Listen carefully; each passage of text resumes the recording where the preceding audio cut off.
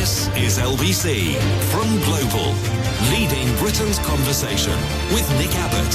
I really like you. Do you like me?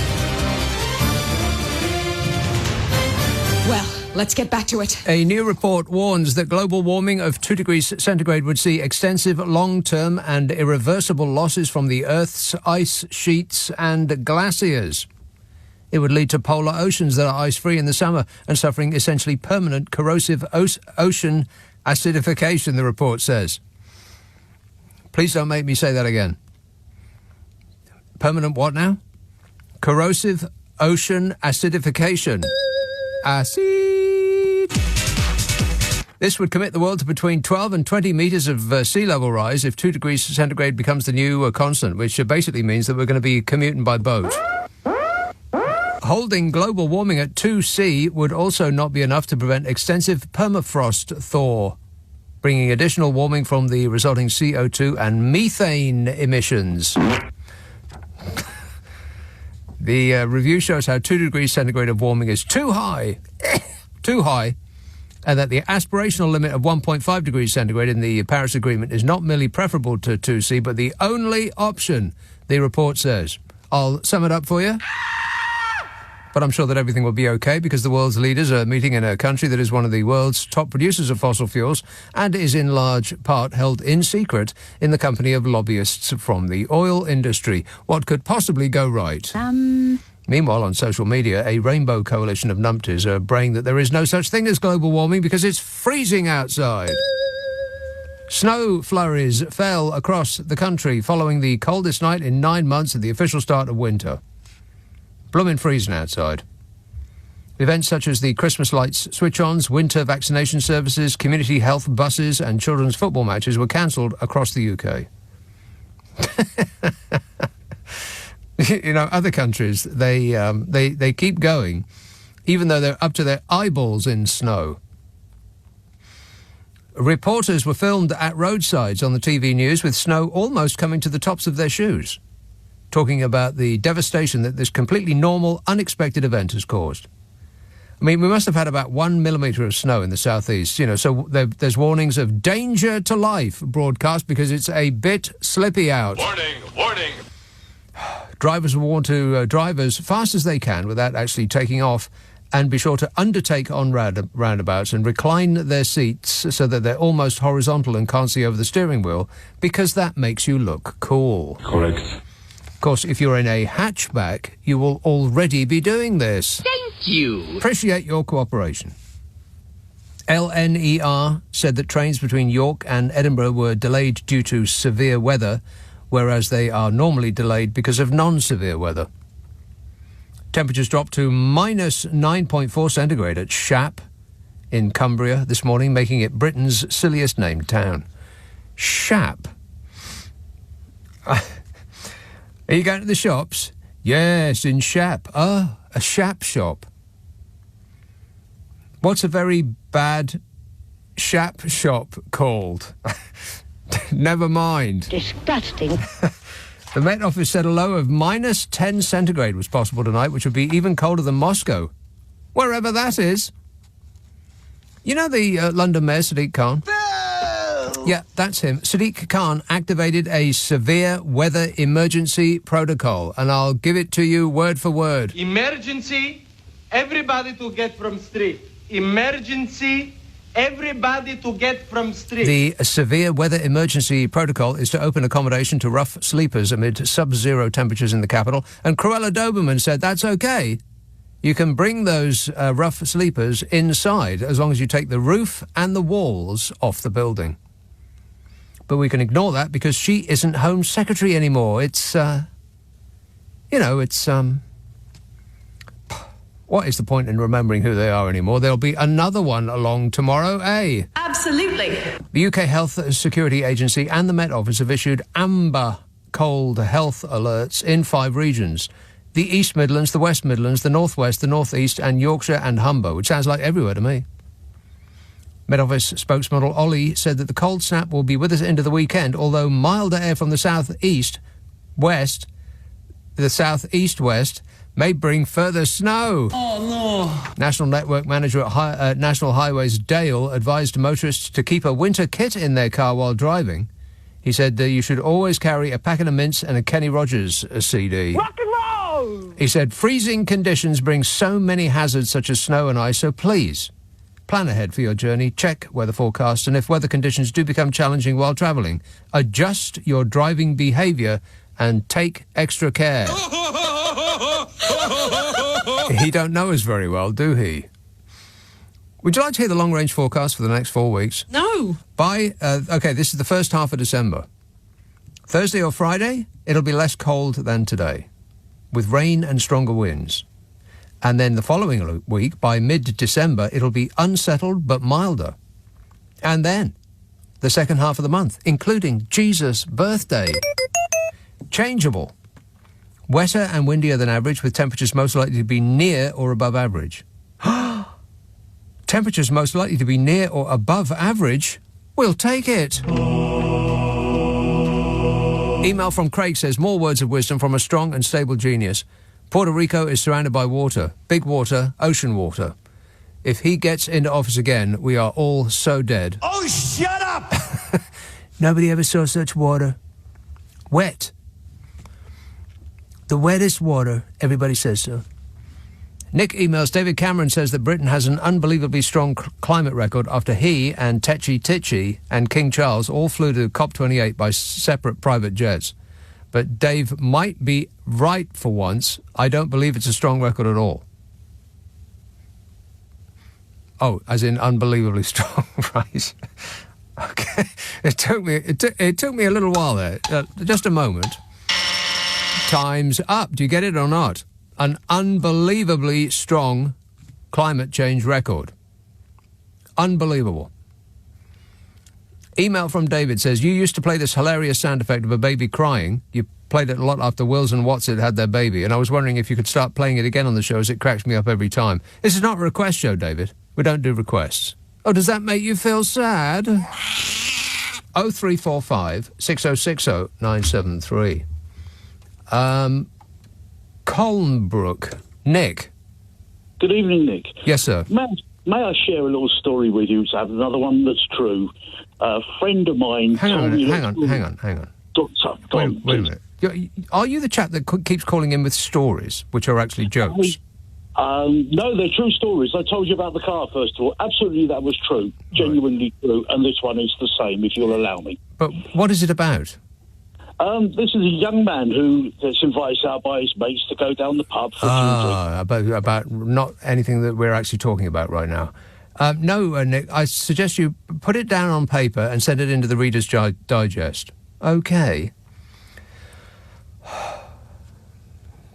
I mean, it is a struggle doing this show, but I never complain. Whinging and whining and moaning. Pauline Kent says, in a statement of hope and reconciliation, Ursula von der Leyen dared to say that younger folk could bring us back into the EU. The EU. Our government, on the other hand, decided to start an argument with Greece. Argument? There's a little bit more than that. Decided to start an argument with Greece because they're in the EU. I expect, says Paul. What a bunch of morons, says Paul. Hey, that's British morons to you. And Adrian from Chesterfield says, with the demise this week of Shane McGowan, I suppose this means we will hear that chronically artful fairy tale of New York more than ever. Worst Christmas song in history. I don't mind the Pogues, but that song just grates on me. Yeah, it grates on me too.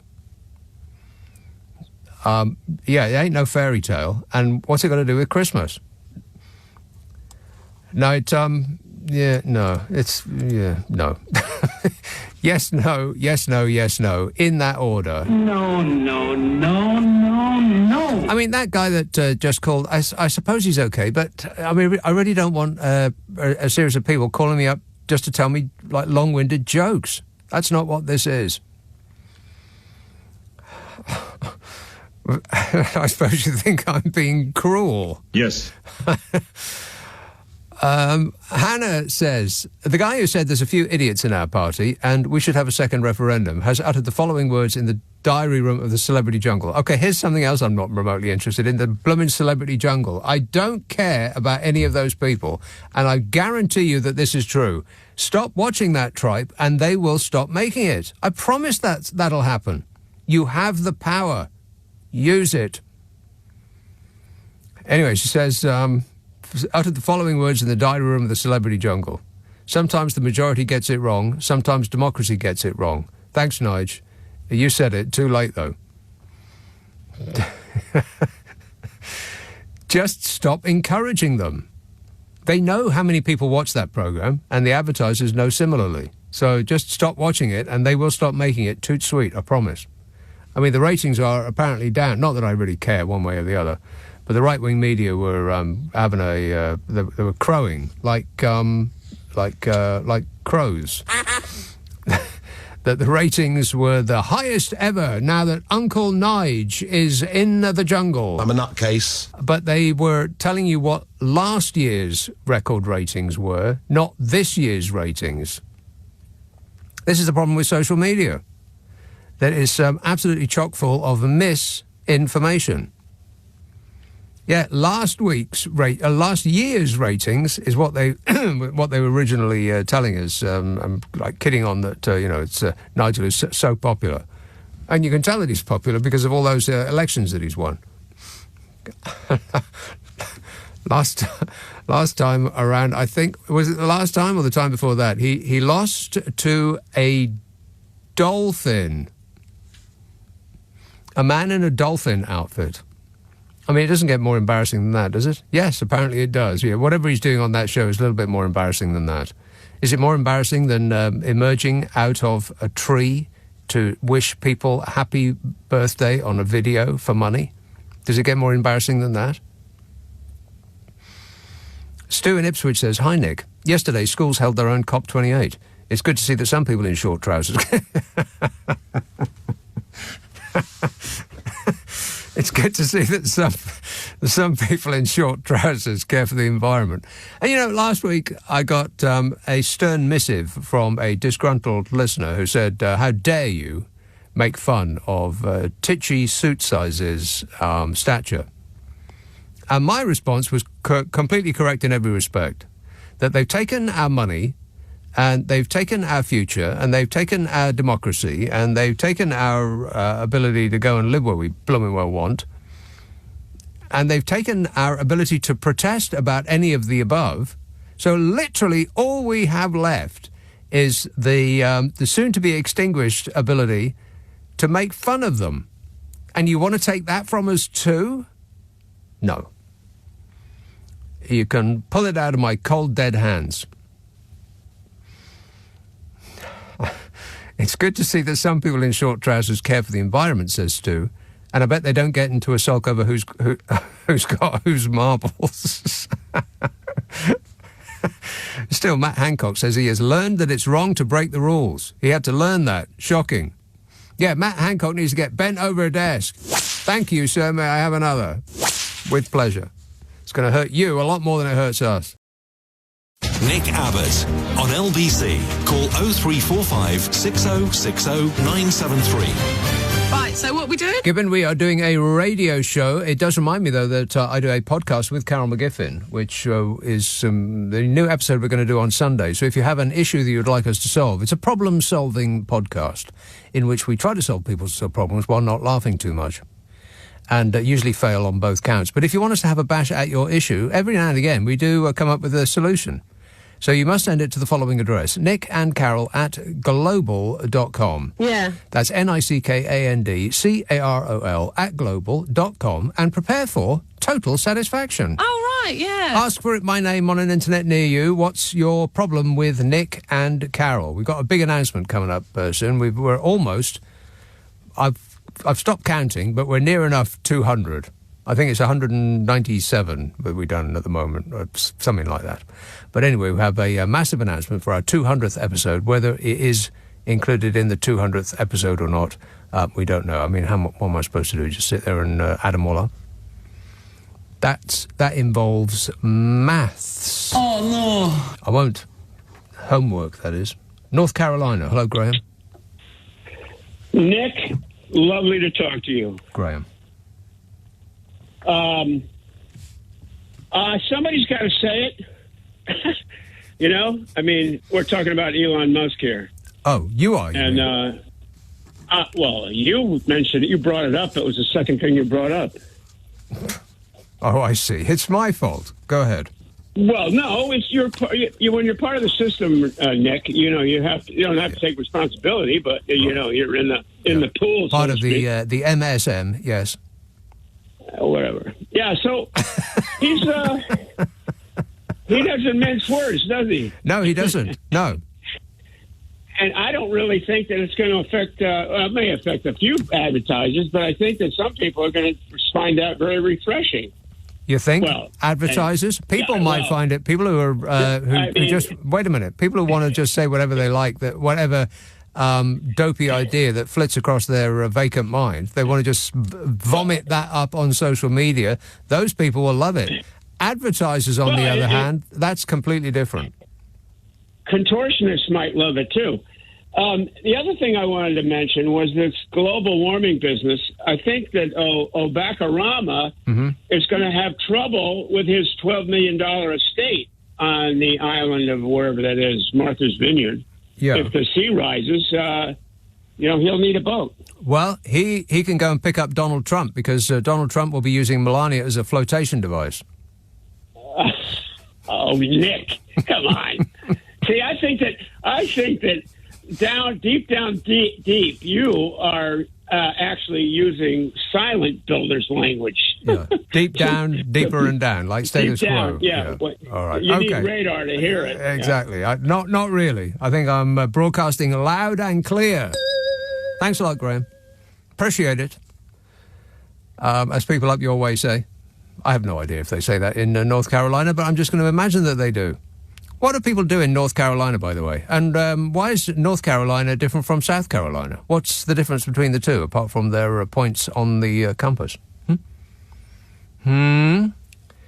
Curious minds are keen to find out. Steph says, when do we graduate to a full-size Prime Minister? We've tried Rishi Fun-size, and he just does not cut the mustard on the world stage unless the world shrinks. Well, Steph, that's just offensive. Why do you have to pick on somebody because of their stature? He can't help it. Rude. Bermondsey. Lavinia Grace. Oh, hi, Nick. Lavinia Grace. Hello, my lovely. Yes. Lovely to hear your voice again. Is it? As always. Yes, it's always lovely to hear you, Nick. It really is. Anyway, my lovely, what I'd love to talk about is the weather, by the way. The weather. The weather, by the way. Yeah, and the reason why I want to talk about the weather, because... It's like winter outside. Yes, but what I want to say right now, you know what I'm actually doing? I hesitate to ask. I'm embracing it, Nick. I'm embracing it. And the reason why I'm embracing it... Can I just ask you a question about this before we go on? Yes, go on. What are you embracing? The cold. Oh, the lovely cold. Thank goodness for that. Yes, carry on. Right, and the reason why I'm embracing it, because if you remember... The cold, you're embracing. The cold, yes. Yeah. If you remember the summer, some of the first time? Rock and roll! No, the summer we had... It wasn't really summer because it was totally toxic, right? But what I want to say this, Nick... Totally toxic? That sounds like an album by Megadeth. Thank you. No, thank you. What I'd like to say... I appreciate it. Thank you. Most of the time in the summer, every day, I actually thought I was dying. And I kept looking at myself and thinking, is it me? Or is it, am I dying, right? And every time I go out, everything was a struggle. I could not think straight. I couldn't sleep. But as opposed to now, when you are thinking perfectly straight. Well, not so much. Well, no. Can I just say this, Nick? What? Because I have a bit of a stammer, as you know. Oh, yes. And if you can bear with me, what I want to say is that I feel revitalised. I can think. I can eat. You can see clearly now. Yeah. The pain has gone. Yeah. Yeah, but also, I kind of... you know what it is? Because I really love this weather and I'm embracing it, and I kept sort of thinking back to the toxic summer we had. Yeah. It's like, I love it. I don't know what you're talking now, about, this toxic summer. The summer was rubbish that we had around these parts. When I say toxic, it was not heat. It was like... It was stifling. There was no air. Nobody could breathe. Everybody I spoke to, I said, is it me or is it you? Everybody said to me, no, it's not you, my love.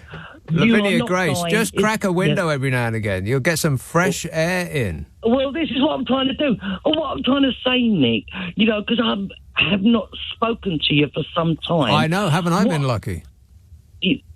Exactly, definitely. But what I want to say, Nick, I can't understand this right now. I want you to help me here. Oh. What I want to say, because at the moment, every time I've been going out, right? Yeah. Like you're shopping and that sort of thing. Out on the town, disco dancing. Yeah. Well, no, I don't know about that, Nick. But I'm actually going out with sandals on. Like tonight, I went out with sandals. Yeah. Were you wearing nothing on? Anything else? No socks. No. My toes were hanging out. Right now, what I can't get. No, what I want to say, Nick, is that what I can't work out. I feel hot. My toes feel hot, and I love it. I just feel alive, Nick. Well, I'm glad to hear that, Lavinia Grace. It's preferable to feeling dead.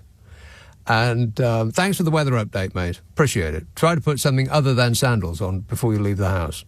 I mean, just a wrap of some sort. I mean, a dressing gown would be nice. So, do you have PJs over at your place? Just a coat. Put a coat on, for crying out loud. Nobody wants to see that. Al says, did you see tetchy, angular, humanoid Dominic Decce-Raab at the COVID inquiry? He must have been made on a production line because he's like thousands of arrogant, over-promoted numpties in every organisation. Well, that's just offensive. My name's Dominic Raab, and I'm a Tory. I don't support the Human Rights Act, and I don't believe in economic and social rights. My name's Dominic Raab, and I'm a Tory. I totally believed you the first time. I mean, they say the quiet part out loud, don't they? You're not supposed to say that part out loud. You're supposed to enact policies that would disadvantage the poor. I mean, we get that. But you're not supposed to tell us that that's what you're doing, you idiot. But I do wish you all the best with, whatever it is that you're doing in life. Strangling kittens, probably, just as an amusement. There's no evidence that Dominic Raab strangles kittens. Puppies, yes. Martin in Northampton says, with everything else going on, it's reassuring that Tetchy has got a strong grip on our marbles. Has it become his number one priority? He's got a grip on the marbles. I am totally 100% on it. He's 100% on the marbles. I'm gripping it. Yeah, he hasn't lost his marbles just yet. But many people would beg to disagree. Nick Abbott on LBC. Call 0345 6060 973. What in places goes on inside that head of yours? Lyrics from Bobby Goldsboro. It was a hot afternoon, the last day of June, and the sun was a demon. Doobie-doobie-doobie-doo. Rock and roll! 0345 6060 973. Shane in Tadcaster says, I'm optimistic one of the 70,000 in Dubai will save the planet. Yeah, that's right. Yeah, no, they won't.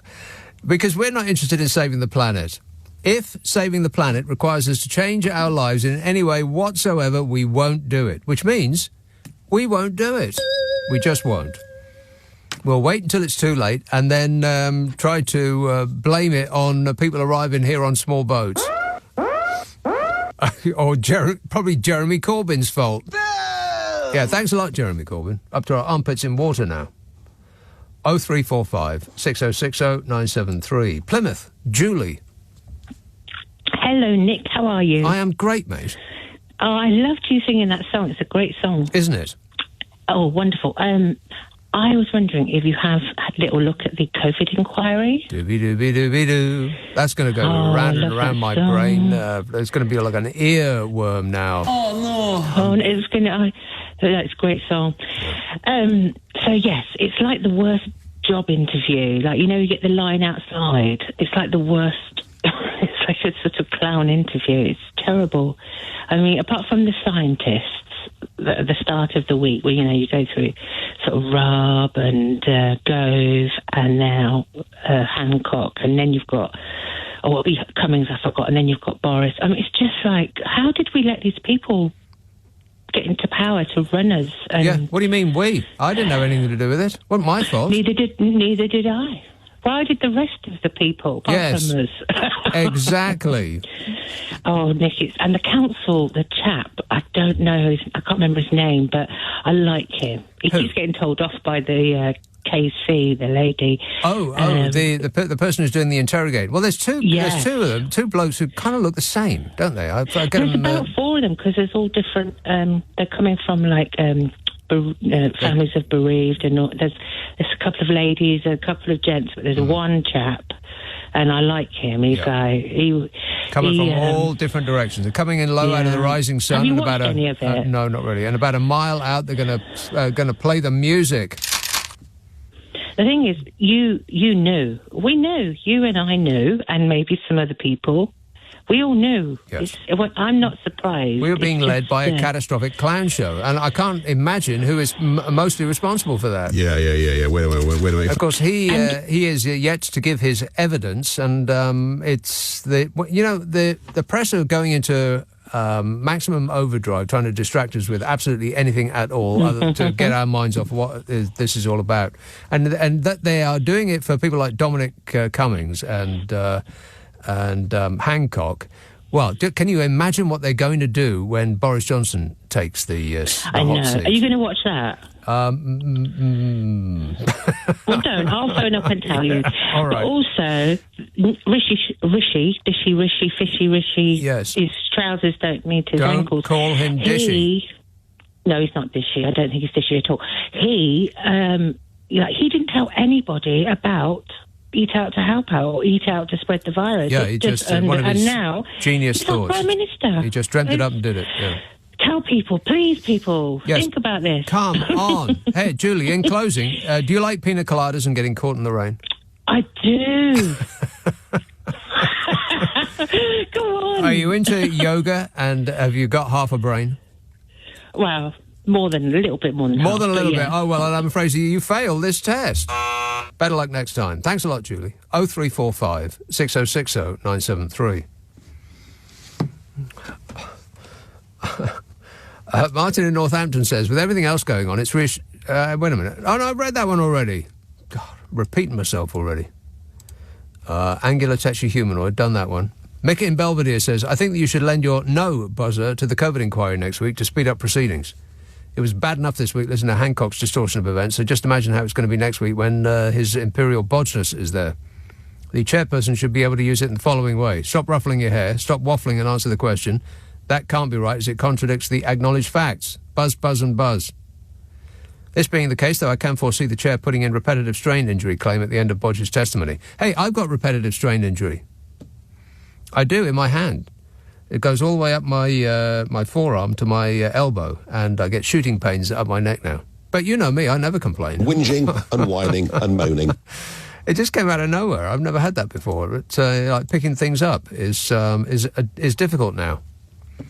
I'm not complaining or anything. Stop whining. 0345 6060 973. So I'm going to go and see a person about it.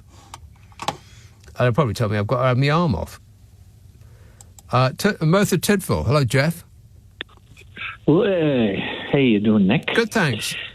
You'll be pleased to know, Prince Charles, King Charles, is the COP will be pleased to know then that Fossafran is closed. Is it? Really? So have they returned it to its original beautiful... No.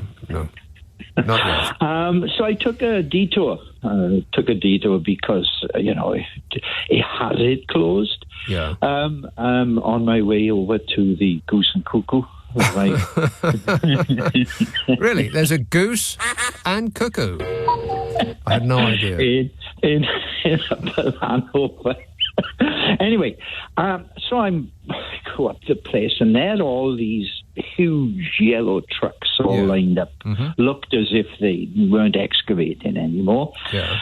And I suddenly realised that this, you got the hole, they bring the coal across the road to the railhead, which trundles it all down to the Tata Steelworks in Port Talbot. And Does it though? I thought they needed different type of coal. I thought that the coal they were taking out of Fossa Fran was for export. Was that not right? No. It all went to Tata Steel. It's Welsh steam coal. It's one of the best coals you'll ever dig up. It's very, very hot. Is it? Stuff. Hot stuff, right. Anyway, so the railhead, you can see the rail trucks there. Yeah. And I was looking at all these huge yellow dumper trucks, monstrous things, all lined up, about 20, 30 of them. And I suddenly realised, I was travelling along about 30, you can do it yourself. You can go down there, it's a public road. And I suddenly realised I was travelling alongside the largest mountain of coal I've ever seen. Really? Just there on the side of the road. Was it actually coal, or is it the detritus that they just leave about the place? It was the real hot stuff. Huh. It was the biggest pile of coal I've ever seen. So what they've done is pile it up. They've been digging this out and making a right mess up there, but they piled this coal up. And I'm thinking they must have piled it up down in Port Talbot. I don't know, perhaps they have, perhaps they haven't. But they just can't. They stockpiling more or less a 12 months supply. I've never seen anything like it. You've got this huge climate conference going on. Yeah. And where all the world leaders will pretend that they're going to do something. Yeah. Well, he can say, no, I've shut the biggest coal mine in the UK. But when do they say that they're going to put it back to, where because it's a beautiful part. It's a beautiful part of the world. When is it going to be beautiful again?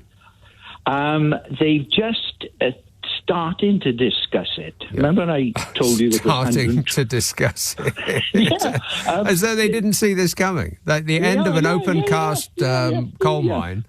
And they couldn't see the end point at which they're going to have to fill it in and returf it again. Yeah, exactly. Right. And so it started off at 120 million. It went to 140 million. The cost of piling it all back in. Yes. It's now hit 170 million. 170 million pounds. Yes, and approximately how much of that 170 million pounds is going to be paid for by us poor dopes who pay taxes? All of it, I bet. All of it. Yeah. Yep. It's all going to have to be privatise the profits and socialise the losses. Yes, that's the way. But if you want to take a trip, come down to see the biggest pile of coal you've ever seen. Right. Well, that sounds. I'll put it somewhere on my list. Towards the bottom. Thanks a lot, Jeff. Around there with visiting Russia on holiday, that kind of thing. This text says, "Don't worry, I got my radiators on full and all of my doors are open. Together we can raise the temperature and fulfil our global warming goals. It's our number one priority." Yeah, I think you may have got the wrong end of the stick there. Lucy says, "It was good of Bojo to show concern for the Jewish people by attending last week's anti-Semitism march. It's funny, though, how he showed less concern for Muslims when he published his article on women wearing burqas." Well, that's just a fact, Lucy. And no one is remotely interested in facts anymore. Ain't that right, Bodge? I can't comment on that. Blah, blah, blah. Ella tweets, "Have you been to Flash, Staffordshire? A weird place." Are you saying that there's a place in Staffordshire called Flash, or are you describing Staffordshire as Flash? Be precise, Ella. And polite. Be polite. And precise. 0345 6060 973. Faversham. Peter. Hi, Nick. Oh, I do look forward to the weekends when you're on. Thanks. But can I just say one thing, Nick? Well, two things, please. Couple of three things. The first thing is I agree with everything you say. But on this one occasion, yes, I've got to say I cannot agree with you, but I do agree with you on everything. But on this one occasion, just the one thing. Mm-hmm. Yeah, just one. 2 weeks ago, you was going on about the new Rolling Stones album. Going on about? Well, talking it up. And yes. I bought the LP. I bought the LP because I'm a fantastic Rolling Stones fan. Sticky Fingers, Beggar's Banquet. Other albums that you can't remember right now. Goat's Head Soup. Goat's Head Soup, that's one, yes. So anyway, steak knives, cuddly toy. Go on. I just can't agree with you on this album. I just can't. But can I just say the second thing is Exit on Main Street took me years to like. Exile on Main Street? Yes. Exit on Main Street. No, Exile.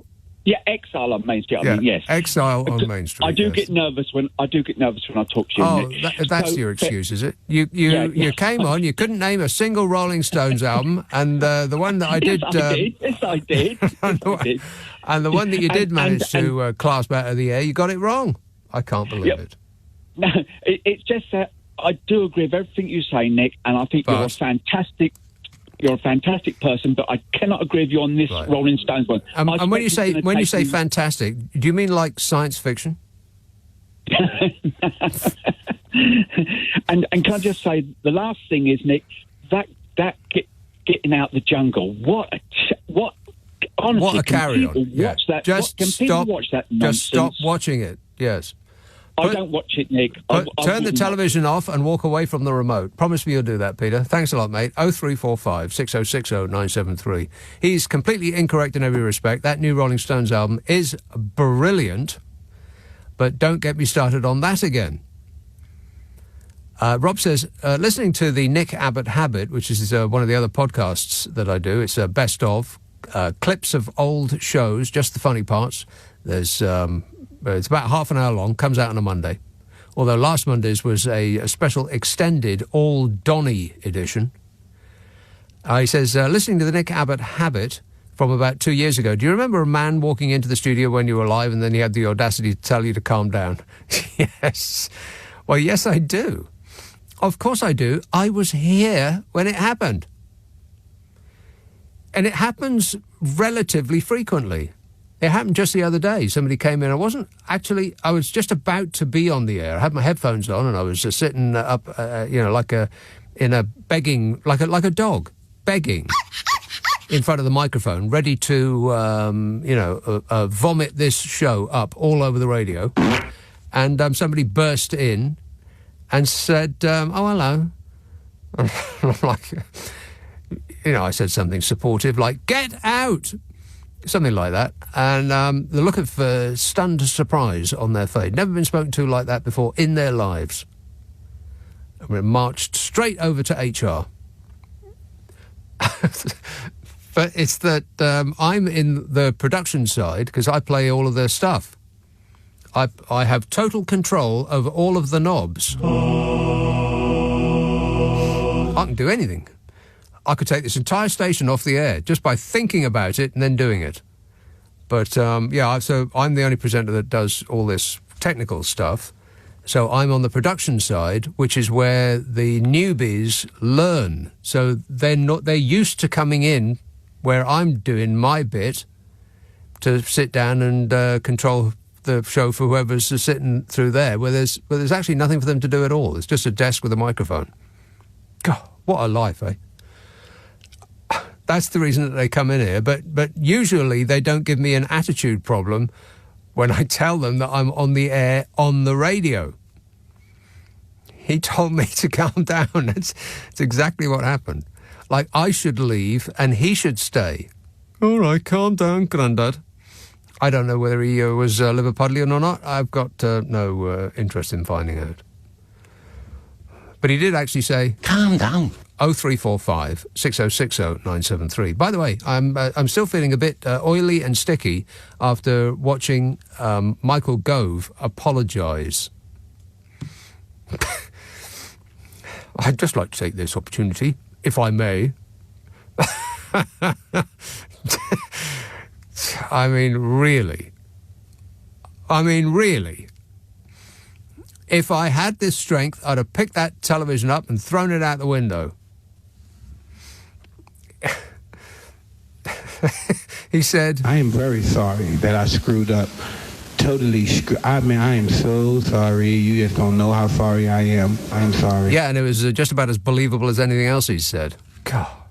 What a way to run a country, eh? Dreadful. Leading Britain's conversation. Nick Abbot. Alexa, send a comment to LBC. Well, the whole world's gone crazy. Yes, the whole world appears to have gone crazy. 0345 6060 973. Let's have, let me see now. New Malden, Ahmed. Oh, hello, Nick. Yes, a recent survey by the newspaper The Times suggested that 40% of the civil servants, especially high-paid one, they want to leave because they've been asked to come to office 3 days a week. I can't believe. Are they having a laugh? Wait, back up. Who is it?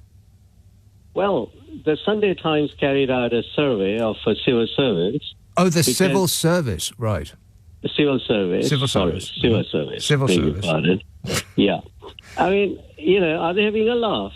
Where will they get such cushy jobs? And flexi hours and triple lock pensions and everything.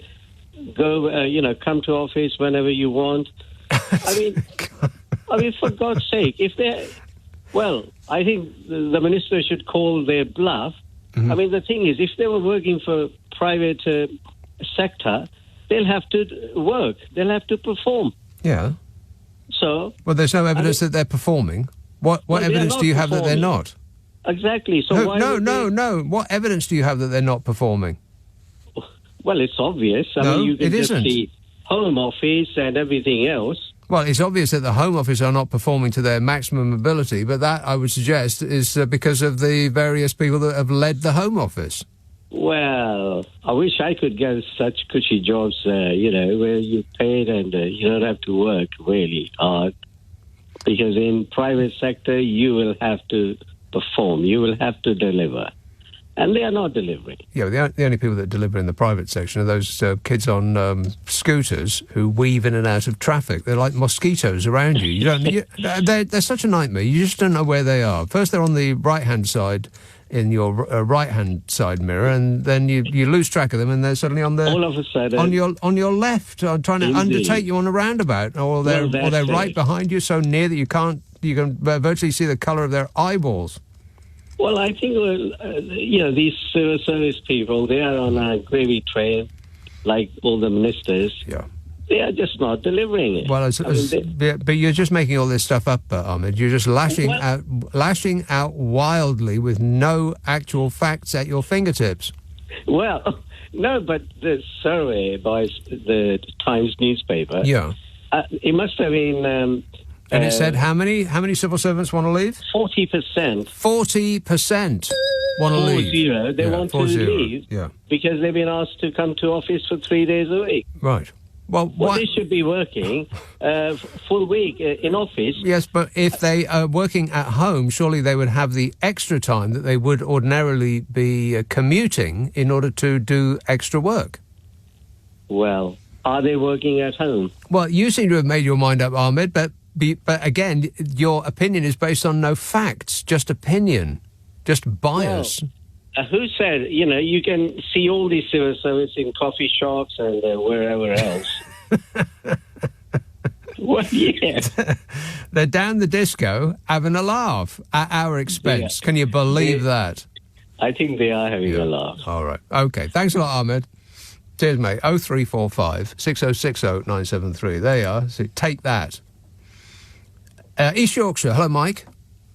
Hi, Nick. Yeah. COVID inquiry. Yes. Yeah, I'm not happy with this. It's turned into a soap. How do you mean? Or a sitcom. I mean, what we've got is a whole load of people who are basically playing out day on day on day. Who blames who? Who did this? Who did that? Yeah. It's not my fault, Governor. All the rest of it. And this is not... I mean, I'm sure at the end they'll come up with some things which will say we need to learn lessons and this mustn't happen again. Lessons must be learned and nothing further will happen, yeah. Absolutely, but what annoys me is the whole thing is, in my opinion, being done backwards, because you've got experts on and you've got loads of people coming up and they're all forming a circular firing squad and shooting each other. And then at the end, we get Johnson and Sunak.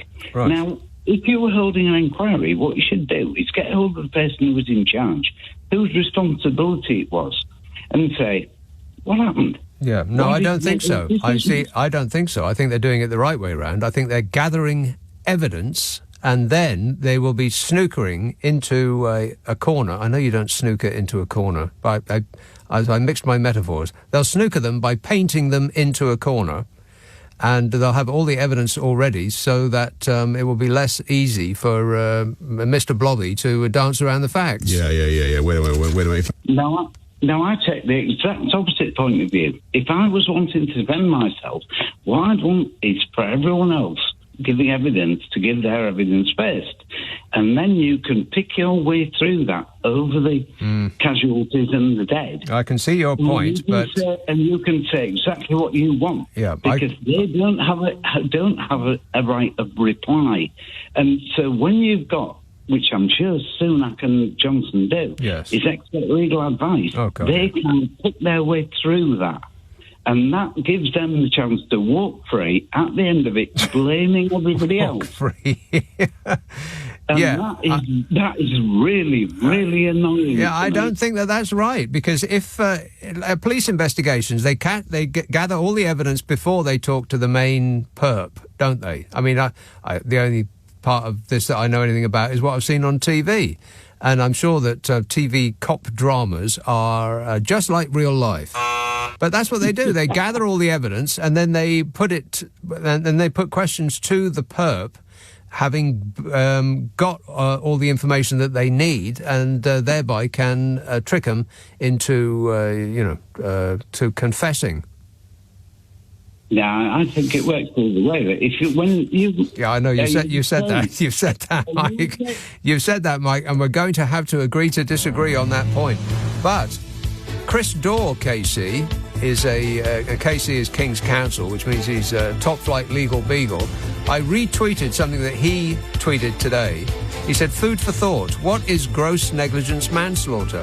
In order for someone to be convicted of gross negligence manslaughter, the prosecution must establish that the defendant owed a duty of care to the deceased, that duty of care was breached by the defendant, and that breach caused the death of the deceased.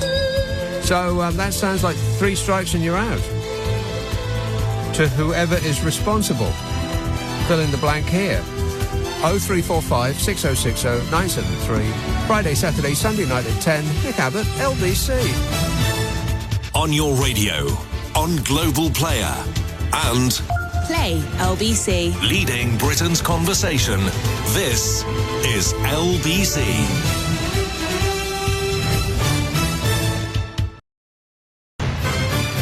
This is LBC from Global, leading Britain's conversation with Nick Abbot. Hello, boys.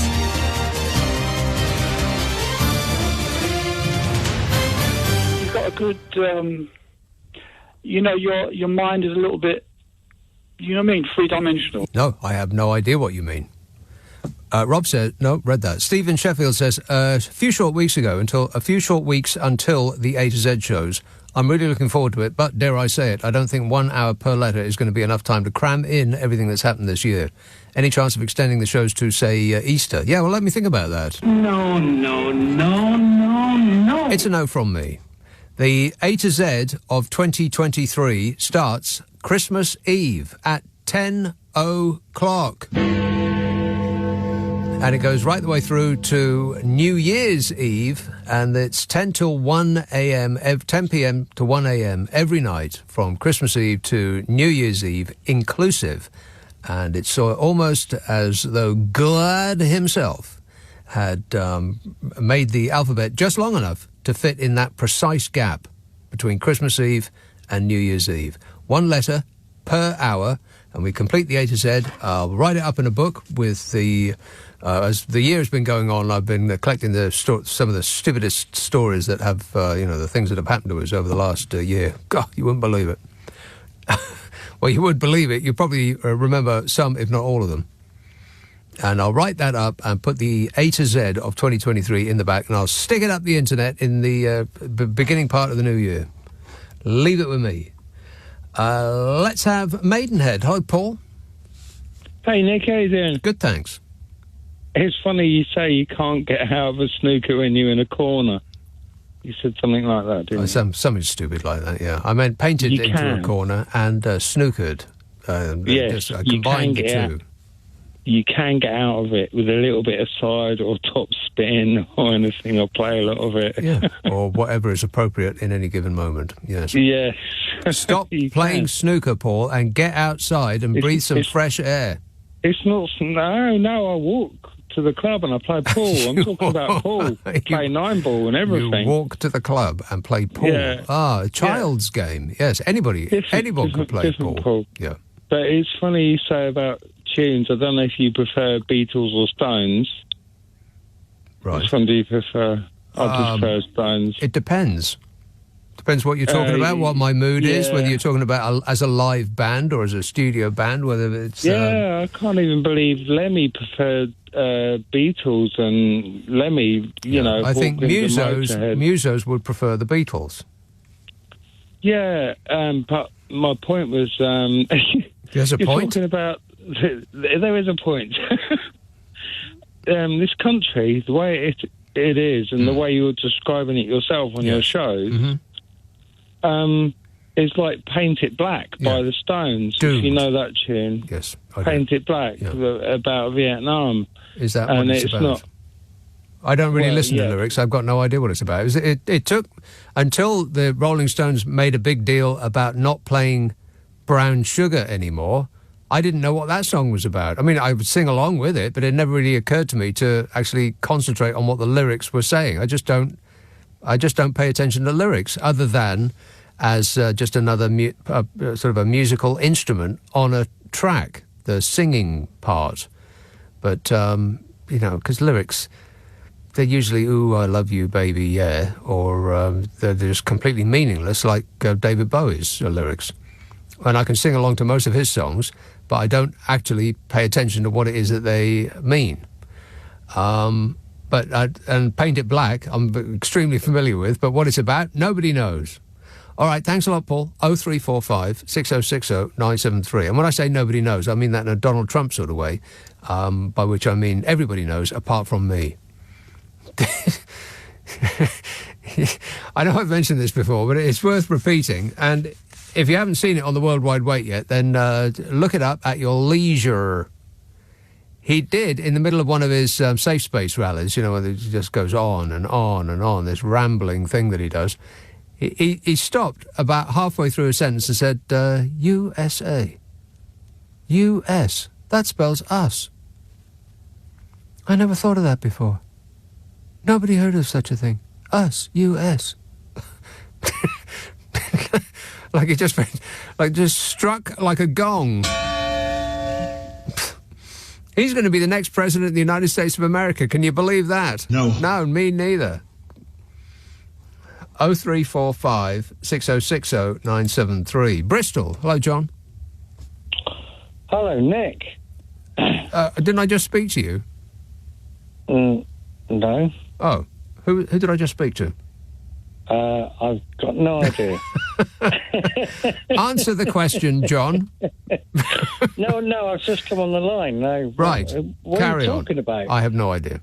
Get your facts straight. We only deal in facts on this show. Yes. Exactly. Well, first of all, Nick, yes. Mm-hmm.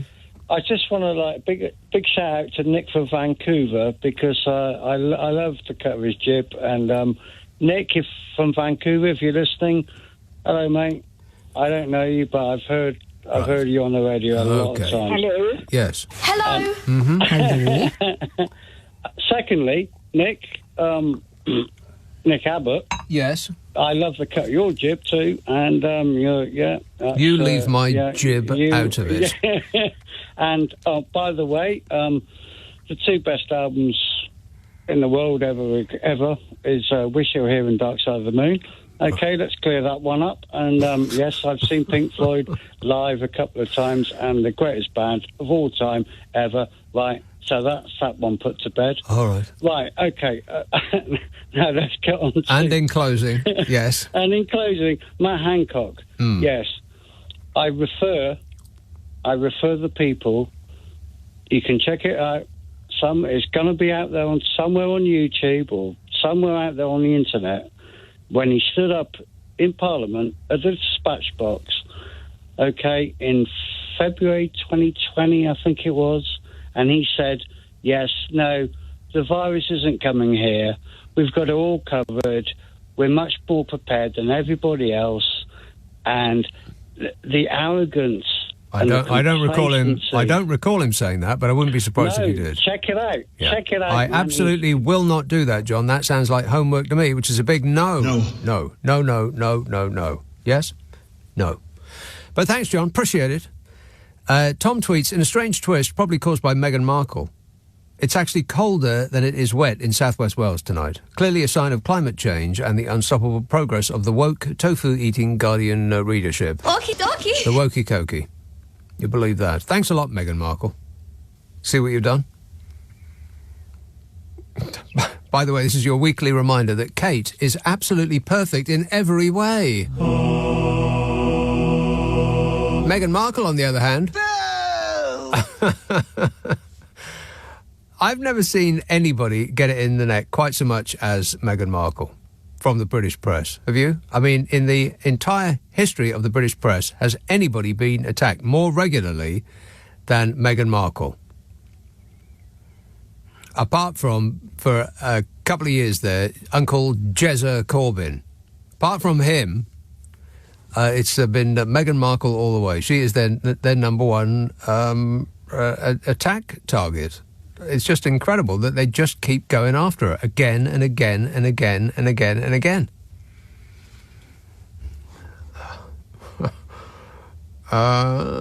Bath. Hello, John. Hi. John.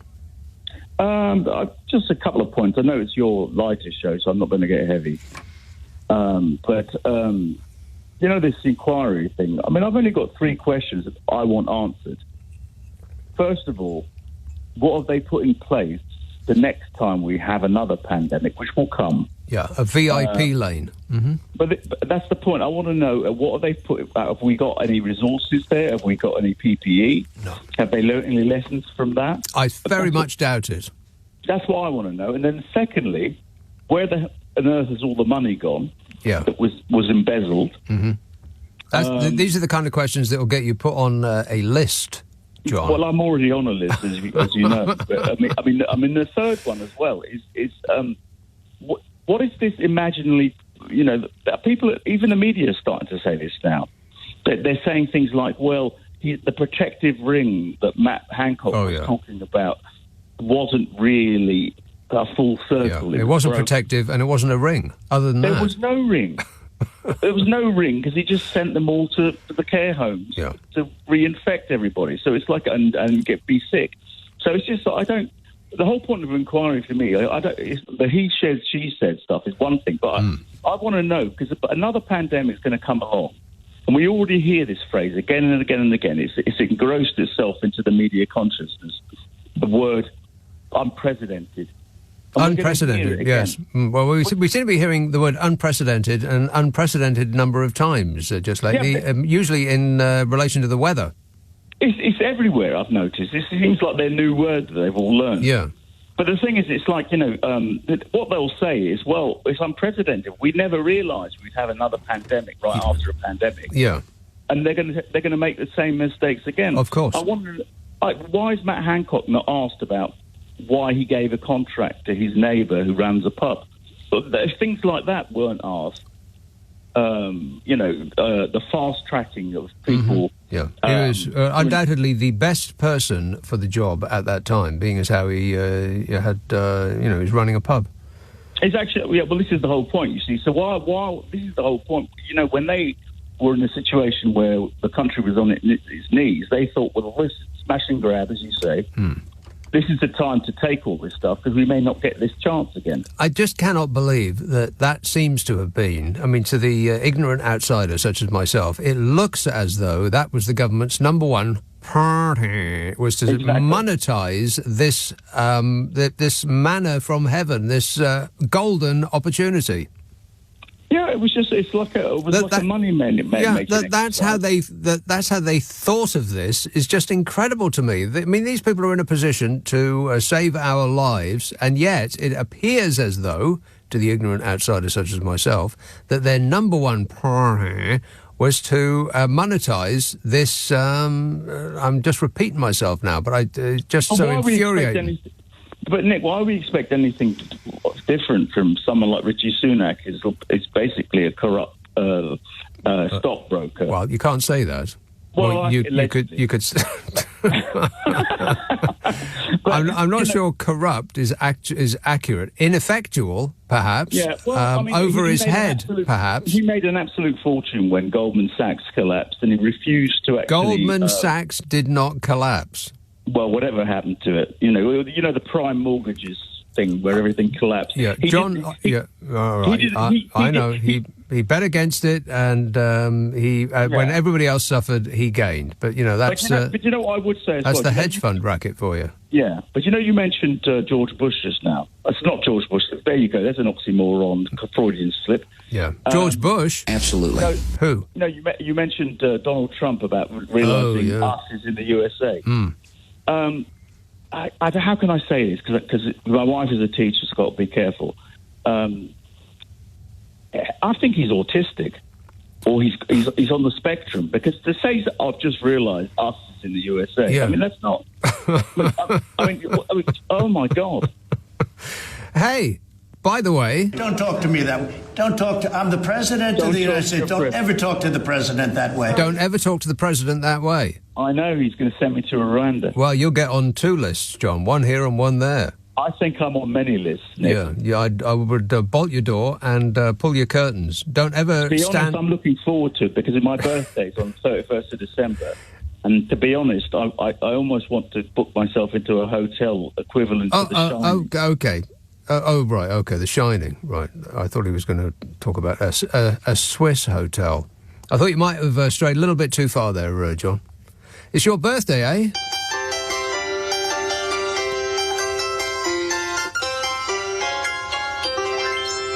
Nobody cares. 0345 6060 973. Text 848. I mean, the 31st of December is a pretty cruel day to have a birthday, isn't it?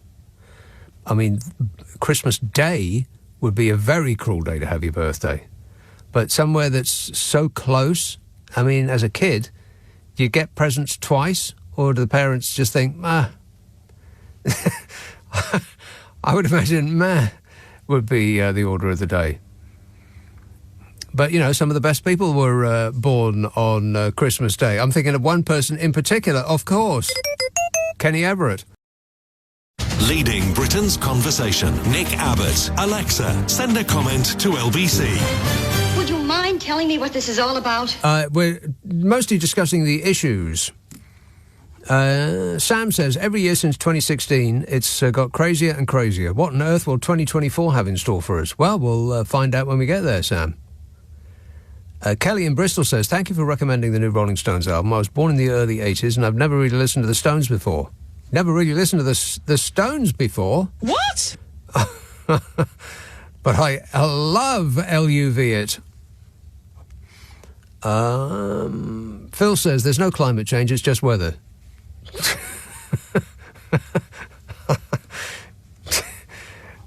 So somebody on a downmarket TV show said so, and she went to Oxford, as she repeatedly points out, says, Phil, is that a fact? I've been to Oxford. It's not that hard. You just get on the train and, if you get on the right train, then you arrive there. No problem. Easy. Anyone could do it. West Devon. Hello, Rose. Oh, hello, Nick. Well, I was born there. Yes, London to Oxford is very quick, isn't it? Is it? Yes. And I used to, not when I was first born, obviously, but there was very good bus service, a coach. bus. Well, that's from Oxford to London. So almost. could do that when you wanted to go on a march, like the Iraq march or whatever.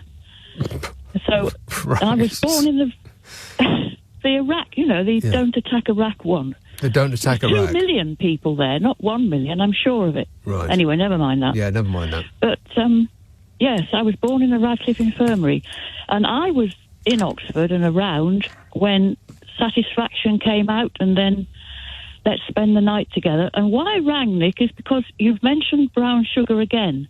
And I just had to say, it always makes me think of how I think I loved that record the most for dancing to in discos and parties. Well, I would have said, before the Stones made a deal about not playing it anymore, I would have said that, in answer to the question, what is the best pop rock song ever released, I would have said the Brown Sugar. But now you can't say... Oh. Yes, I would. But now you can't say that because of the lyrics, which I must have heard that song 1,000 times if I've heard it once, and I've never paid any attention to the lyrics. I just assumed it was about heroin, brown sugar. Oh, no, I think it's very naughty. It is apparently very naughty, yes. It is what we thought it was, is it? Well, it's not what I thought it was, but it's... No, definitely not. It's about, anyway, best not go there. No, well, we never minded the lyrics. There was just something about it that really set off the movement. It's the riff, baby. Well, I was going to say, especially when that guitar bit came on. Yeah, it sort of went berserk, it's really. all about Keith. He is the riff meister. He is. And there were 2 other records but they're not. But Crocodile Rock was a great one to dance to. Crocodile Rockin'? But it's I think he hates that. He hates that song. I may have got that wrong. I may have got that wrong, but I think that Elton John hates that song. I think it's just a bit silly. Crocodile Rockin', song was shocking. He just can't stand still. It's just good for dancing to, if I remember. The other one is just I'm sort of shot back through the years. Was Roadrunner, and I don't know who made that. Roadrunner was Jonathan Richman. Jonathan Richman and the Modern Lovers. Roadrunner. Going faster miles an hour. Going faster miles an hour. We keep talking over each other, Rose. Sorry. I didn't realise we were. I'm sorry. We are, I'm afraid, all the time. Yeah, Roadrunner was Jonathan Richman and the Modern Lovers. Right. Well, I left a big gap there for you. Oh, sorry. There's another one. Yes, it is. There can only be one Roadrunner, can't there? Yeah. Me. Yeah. Okay. Thanks a lot, Rose. Gotta go. 0345 6060 973. This is getting as far as the talk show goes, this is music intensive. We've got the Stones on heavy rotation. Islington. Hello, Mike.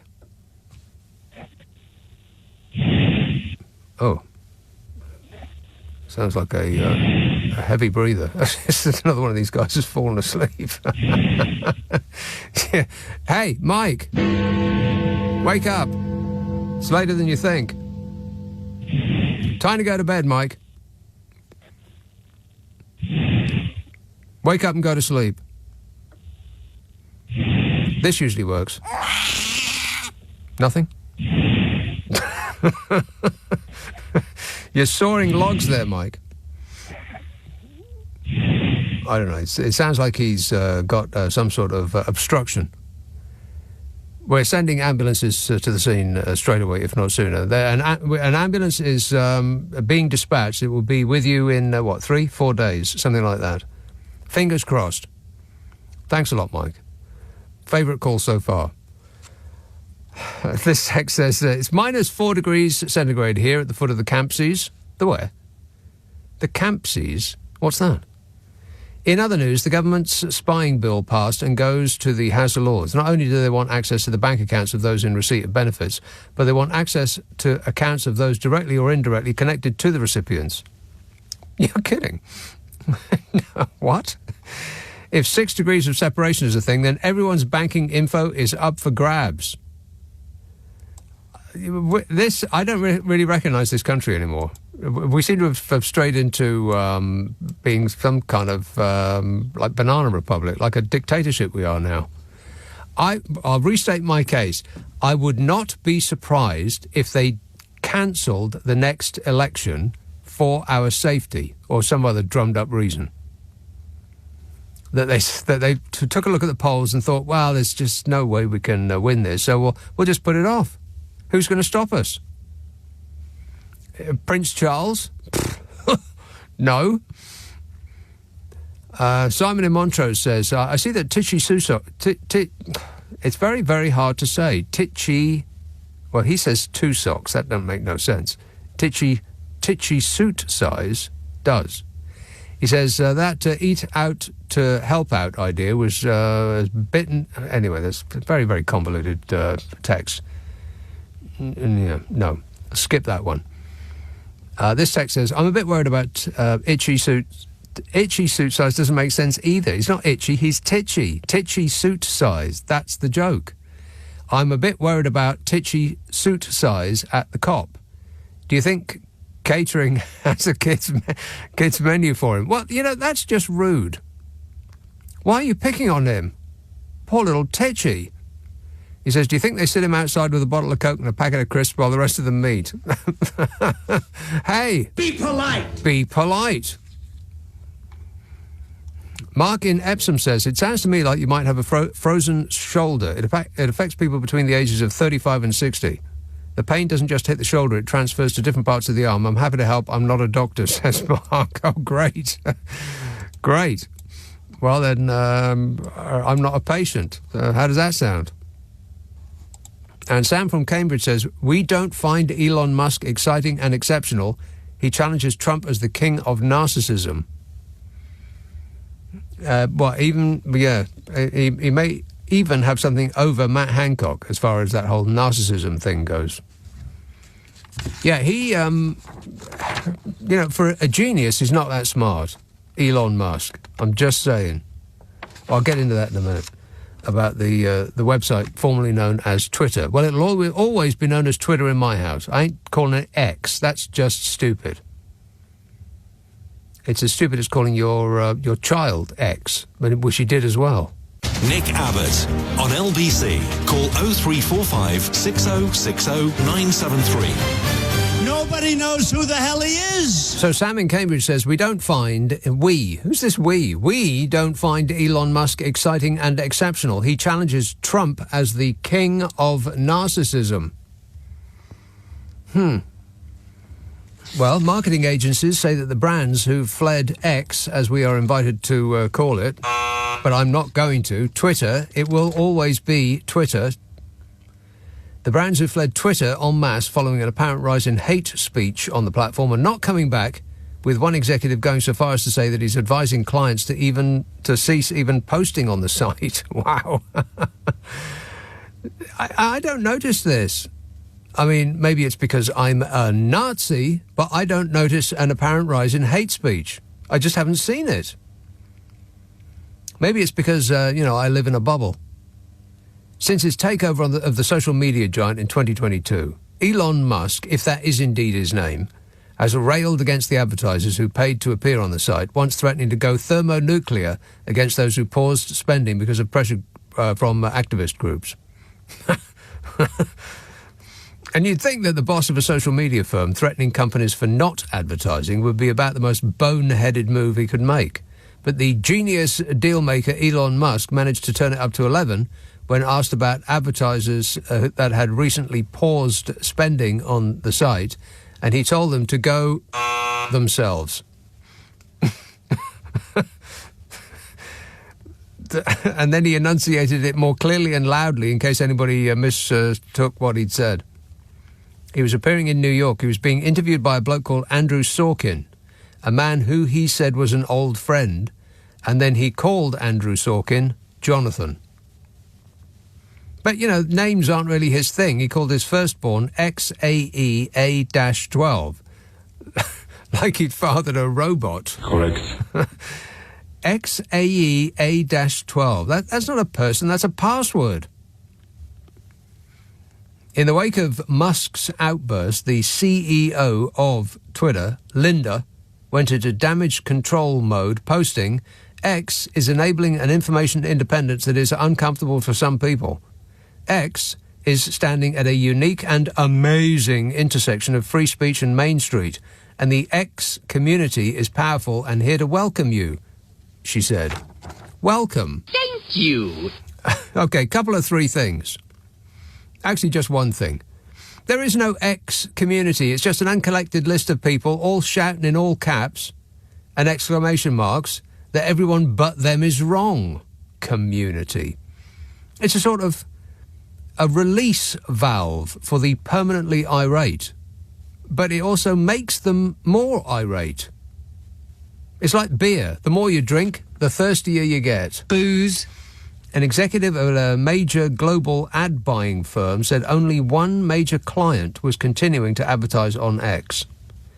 The executive said Musk seems to be hell-bent on destroying the platform. Well, it only cost him, $40 billion or something like that. Both Walt Disney and Warner Brothers and Discovery, or Warner Brothers Discovery, is that what it's called? They suspended advertising on X earlier this month. And at Wednesday's event, Elon Musk, if that is indeed his name, singled out Walt Disney CEO Bob Iger, who spoke earlier at the event and said an association with X was not a positive one for us.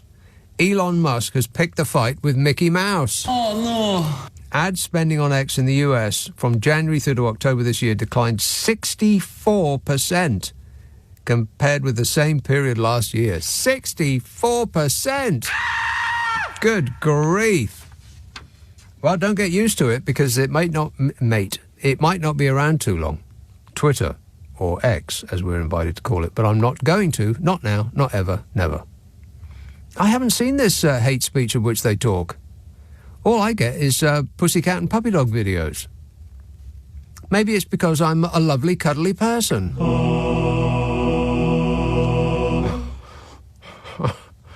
But a lot of people have been saying that it's all full of hate speech now, but I just haven't seen it. Maybe it's because I've never actually approved of a piece of hate speech that I may have come across on that site. Because I'm sure that if you approve of one thing, then you'll just get a slew of them, a swathe of them. And there's no good sentence that contains the word swathe. A swathe of Nazis will be, pouring through your computer. But I just haven't seen it.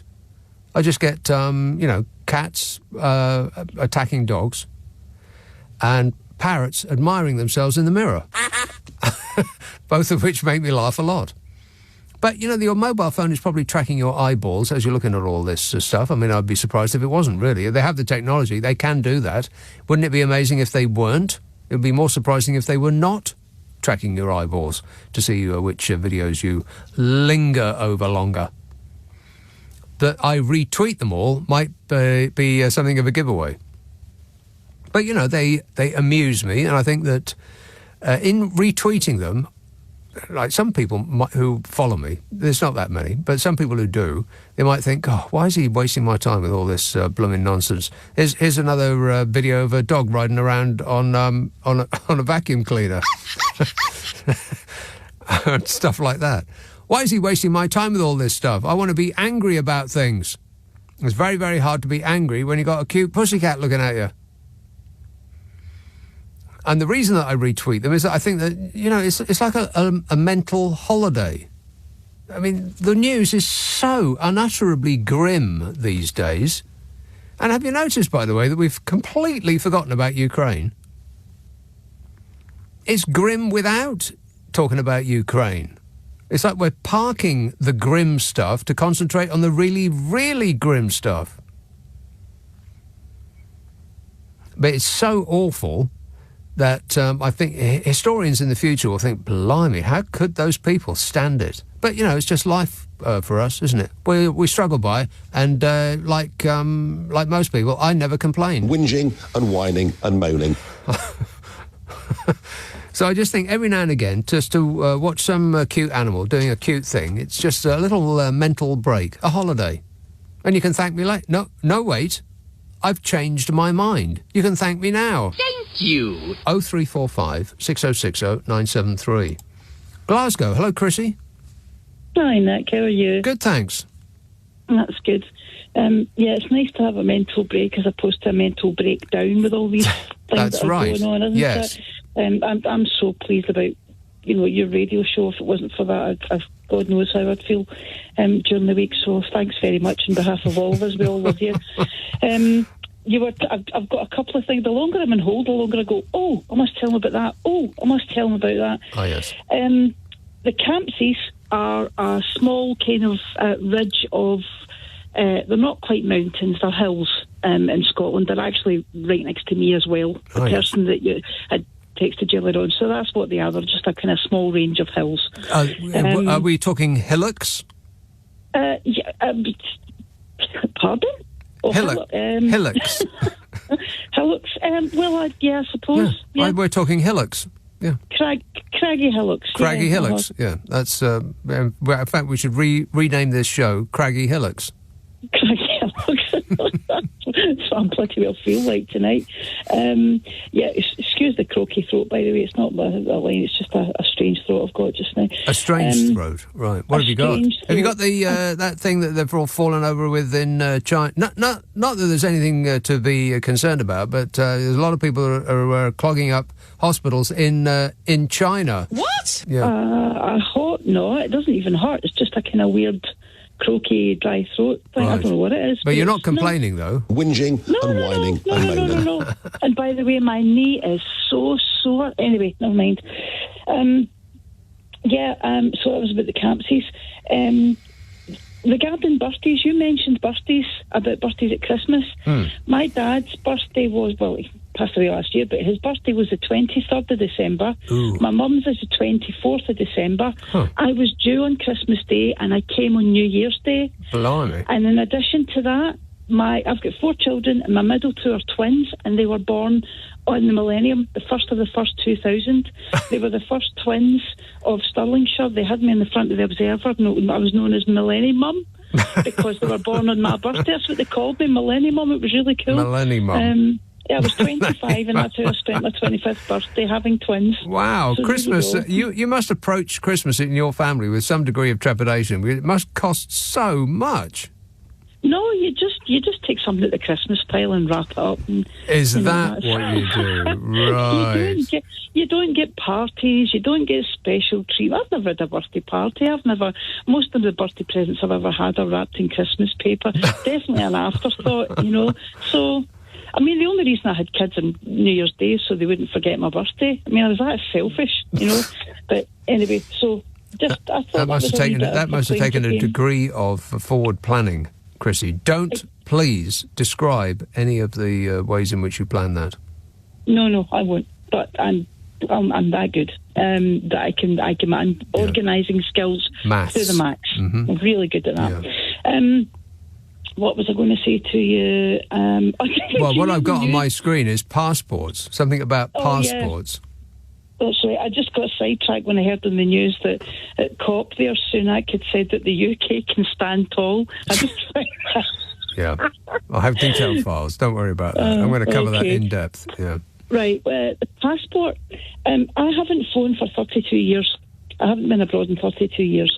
And You haven't been abroad in 32 years? No. Why not? No. I'm absolutely terrified of flying. And other forms of transport are available. You can go by boat, and if you don't like the sound of that, you can go by train. No, I'm scared. I'm scared of all of those. I'm scared of the Eurotunnel, and I'm scared of ferries. So I'm a bit of a. Are you saying that you're scared of ferries? Ferries. Ferries. Boats. Oh, boats. Right. Ferries. Not ferries. Okay, not ferries. The little people. Not them. Right. No, but I decided my eldest daughter is always away in Europe travelling about for work, and I hardly ever get to see her. Yeah. And she's an opera singer, so she does. Really? She works.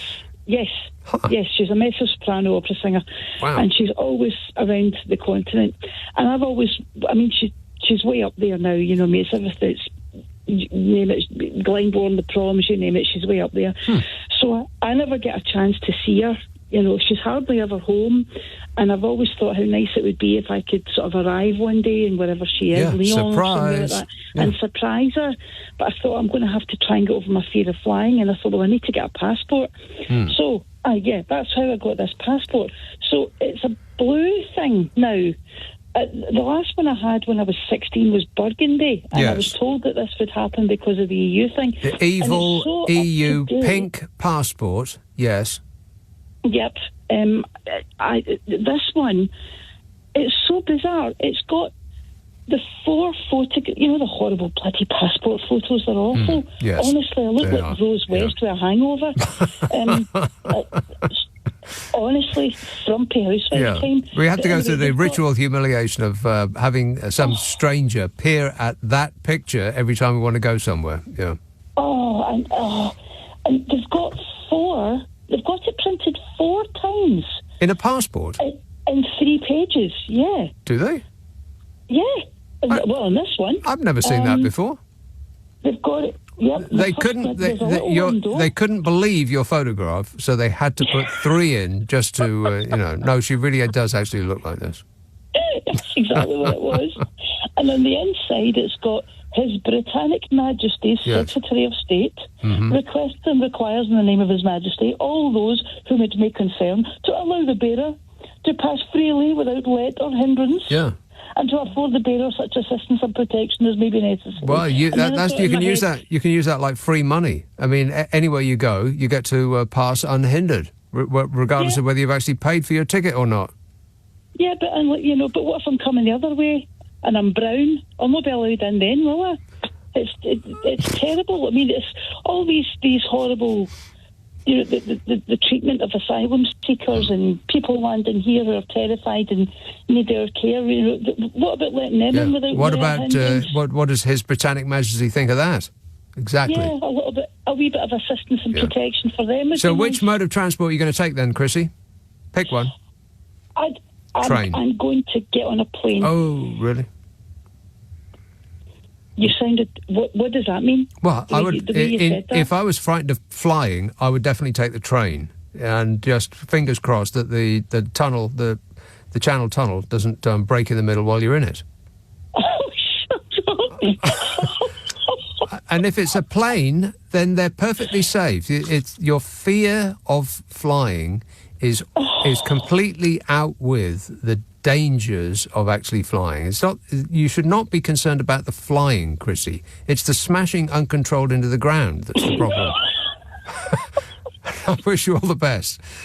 Happy landings. Nick Abbot on LBC. Call 0345 6060 973. Here are the studio calls flashing up on the indicator. Yes, first flasher in Woolwich. Hello, Richard. Oh, hi, Nick. Nick, I heard you just mention that you're going to cover COP28, but I just want to say, in anticipation, that King Charles opened it, and he said the Earth does not belong to us. Yes, which is pretty rich for a man who owns 2% of Dorset, most of Scotland, and all the bits of Cornwall that Rick Stein doesn't own. Exactly, and the fact that he turned up on his private jet, which apparently he takes just to avoid traffic jams, in order to address the international conference to talk about climate. Yeah. I mean, it's a staggering hypocrisy in my view. And I think my point or my reflection on all of this was him and William, because he's muscled in on this whole debate about homeless people and about why can't the Crown Estate simply just redistribute some of that land, and in literally probably a year we could solve this chronic housing problem we have with our young people. Well, you could solve it by just throwing the doors open to Buckingham Palace. I mean, they've got something like 1,000 rooms, don't they? None of which are being used at the moment. And, of course, that building is lit up with a staggering amount of energy, which is another great hypocrisy from this man. It's not just lit up, it's heated and dusted to his precise specifications by an army for supplicants. Absolutely. And it's just that I just thought, look, I understand that he's got this little Jaguar or his little sports car, which he's converted to run off cheese and wine or something. So I applaud him for that. Not really. I mean, so what? What difference does that make? It probably the amount of emissions that it costs to make an old Aston Martin run on wine, for crying out loud, must be through the roof. Completely so. So I just question. This guy's got a massive carbon footprint. Yeah. They all do. A massive amount of privilege. They all do. A massive amount of wealth.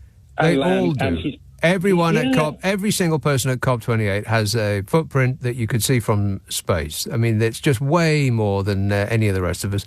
The top 1% who are represented in great numbers there are responsible for, and I can't remember the exact number, so I'm going to make it up. They're responsible for 60% of the emissions on Earth. Can you believe that? The top 1% responsible for 60% of the emissions on Earth. And most of it they blast up into space, like our great Elon Musk, just for leisure. It is a massive hypocrisy that this privileged group are lecturing to us, the little people, about how we need to run our lives. Yes. Now, I get it. Of course. I mean, I've made lots of personal changes myself. Have you? Like what? Well, I didn't drive for 50 years. I didn't drive a car. Yeah, but that wasn't in response to the climate crisis, because 50 years ago, nobody even thought of it. Well, okay, fair enough. That's a good point. So what else have you done? Well, sir, I don't know. I haven't done my homework. No, I have. I mean, I'm a vegan. You're a vegan, but was that in response to the climate crisis, or you just don't like the taste of food? Well, I don't like the taste of meat, but at the same time, it was kind of nice for me to sort of somehow link it into the climate crisis. Yeah. Frank, no, I haven't done anything. Right, exactly right. You're just kidding yourself, Richard. Yeah, I am. But then I'm not in the top 1% privileged elite group. You know. Right.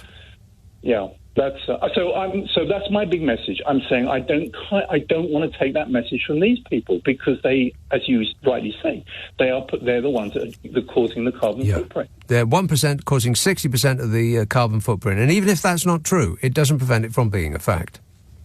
I want you to remember that, Richard. Thanks a lot, mate. 0345 6060 973.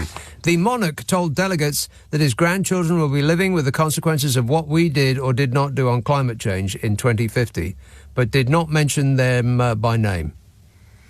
They are George, Charlotte, Louis, Archie and Lilibet. He didn't mention them by name because, who can remember all that stuff? Charles is the only foreign head of state who's been invited to speak at the climate action meeting of global leaders in honour of the work that he has been undertaking in the environmental field for decades, reports the Mail. You know, the undertakings in the environmental field that he has undertaken, like turning the heating down in the castle when he pops out for a medal. I hear he wants to turn off a hall light when he left a palace. Thank you. Appreciate it, Your Majesty.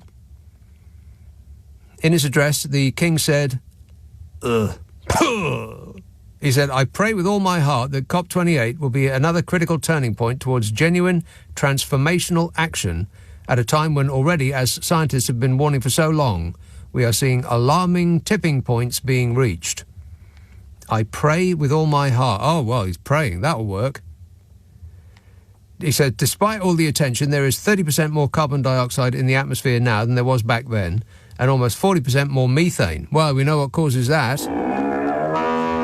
He says some important progress has been made, but it worries me greatly that we remain so dreadfully far off track.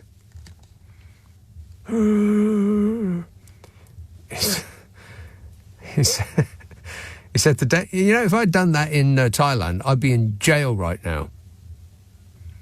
The dangers are no longer distant risks, he said. I have seen across the Commonwealth and beyond countless communities which are unable to withstand repeated shocks, whose lives and livelihoods are laid waste by climate change.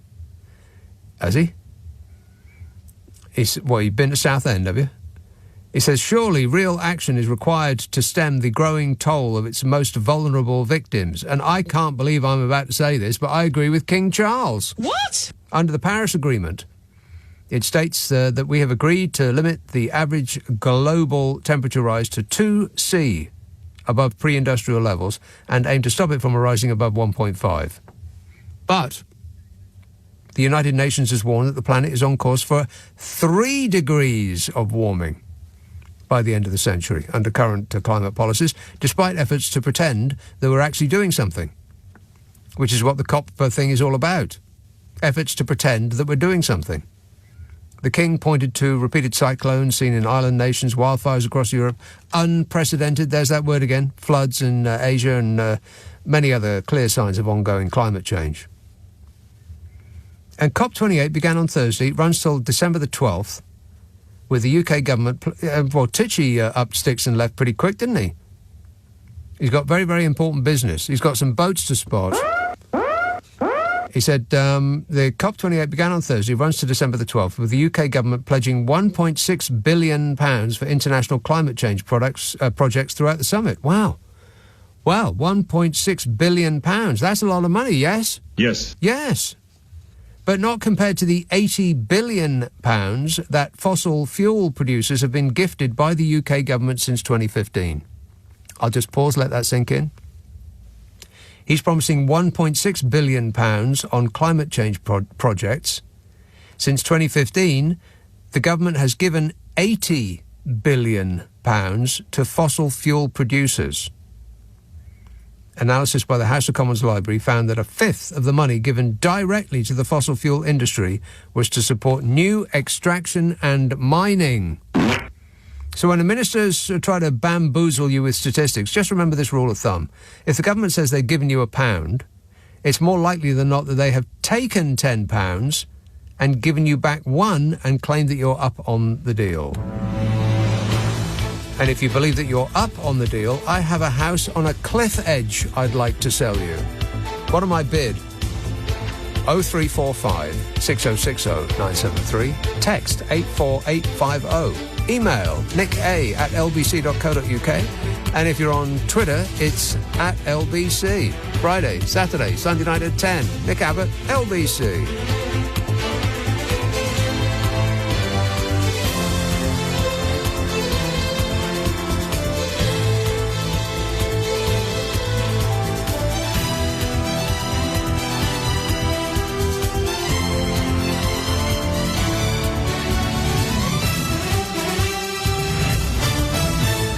On your radio, on Global Player, and Play LBC. Leading Britain's conversation. This is LBC.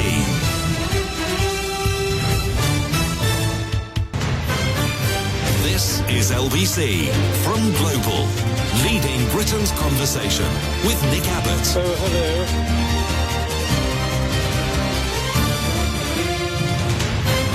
Do you mind if I say a few words? Thank you. So, Tichy Suit Size insisted that Britain is still a leader on climate change today as he attended the COP28 summit. The PM dismissed warnings that the UK's standing had been diminished by a rethink on the government's net zero strategy, as he said that the country could walk tall. Could he have picked a better phrase? Yes. Yeah, I think so, yeah. Tichy insisted that opening new oil and gas wells, giving energy corporations more in subsidies than we get back in taxes, means that Britain is free to do whatever the donors to the Conservative Party want them to. At least I think that's what he said. It was a bit difficult to hear him because he'd been relegated to the back row for the obligatory summit photograph, rendering him both invisible and inaudible behind a wall of suits. They even put him behind the Prime Minister of Albania, wherever that is. I'm surprised they didn't get Tichy to take the photograph. As head of state, King Charles was in the front row of the group near the French President Emmanuel Macron. What? Blimey. In the front row. And that must have stung. I bet Tichy was furious. He was asked at the summit how he would respond to those accusing him of not being serious about climate action, and he said, "No, you aren't." which is the sort of grown-up politics that are back to stay now that the adults are in charge of... this government. Exactly. He didn't say that. He said, we've got an incredible track record in decarbonising in the UK faster than any other major economy. We should be really proud of that, the Premier said. And I'll be proud of that record at my meetings later today. Which is a really odd thing to say. I'll be proud of that record at my meetings later today. Well, what about after the meetings? Sunak said, we're leading the world in new industries like offshore wind and... Whenever they say that, oh, we're leading the world. Yes, Britain strikes out. Finally, we can stand on our own 2 feet.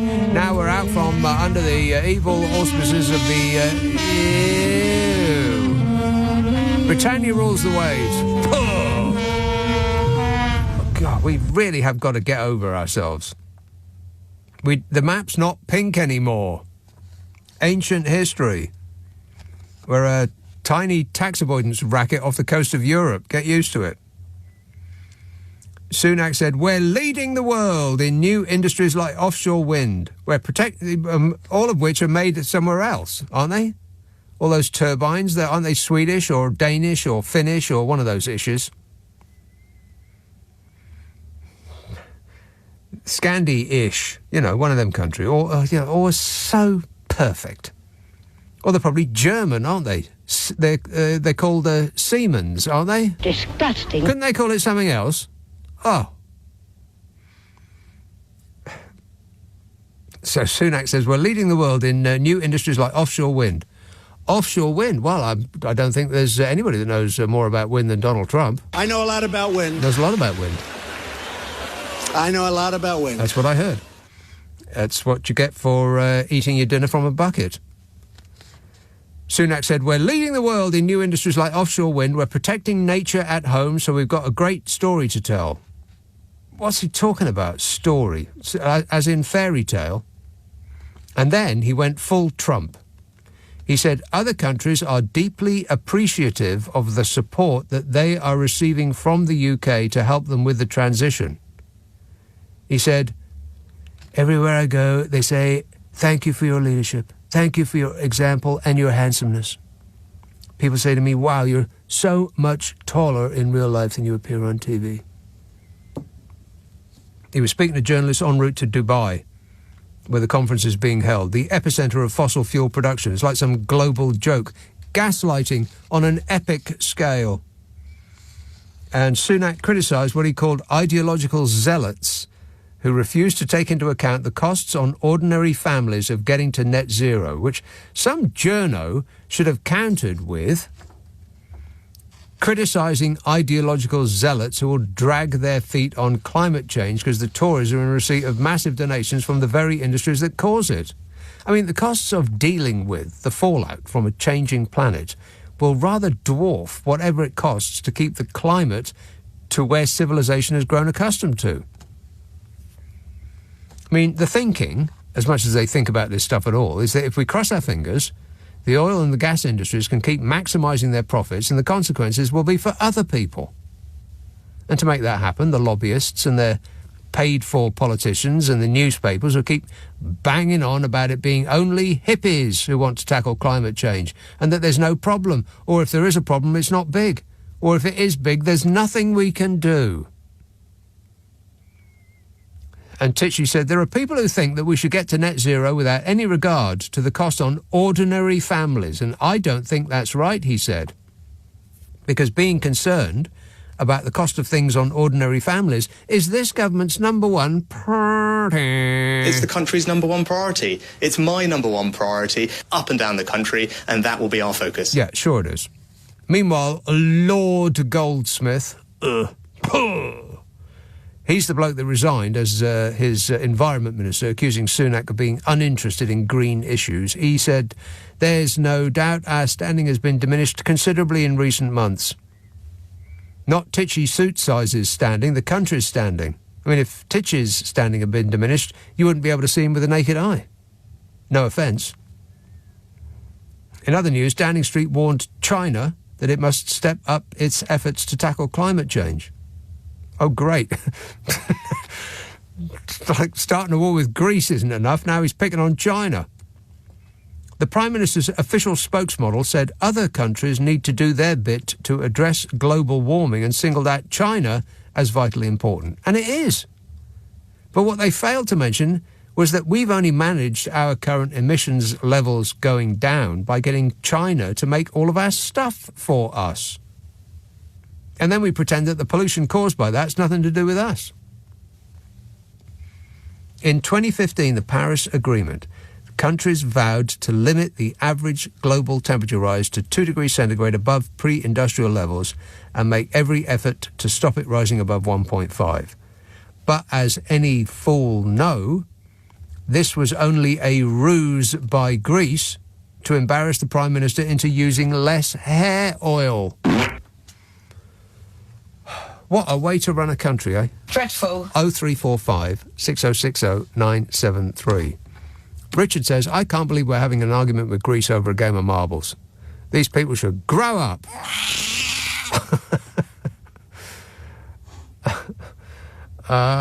North Carolina. Haven't I spoken to this guy already? I've spoken to somebody in North Carolina. Is it you again? No, new person. New person. What's the difference between North Carolina and South Carolina? We've got a Democratic governor. In North Carolina. South Carolina. In South Carolina. Yeah, in North Carolina, we're less crazy than South Carolina. Oh. Well, that's a handy way to note the difference between the two. Less crazy, you say. Okay. Well, yeah, you know. Hey, can I veer back to the Stones real quick? Okay. I have a brother that, well, he's passed away, but he was 17 years older than me. And when I was 7 years old, he drugged me to this concert, this outdoor concert called Altamont. Really? Wow. And I was 7 years old. And I got to hear the Stones play Brown Sugar for the very first time they ever played it. So where were you in the crowd? I was 7 years old. I was probably sitting on some hippie girl's lap, and I remember it. I remember the whole day like it was, it was the coolest thing I'd ever done at the time. So, yeah. Well, yeah, because it ended in unpleasant circumstances. I just wonder whether the crowd actually knew what was going on the further away the stage they were. You know what? Maybe if I was a little bit older, I would have known that, but I was 7. Right. You know what I mean? Mm-hmm. But I remember the Flying Burrito Brothers, and I remember when the Jefferson Airplane played and they all this commotion happened, they just stopped. It was just a weird experience. Yeah. You know, it was the death of the 60s. The death of the 60s happened on that day, right there. Yeah. It sure did, But, man, I'm so thankful to my brother. I got to see Joe Cocker throw up on stage at Winterland after drinking can after can of English 800.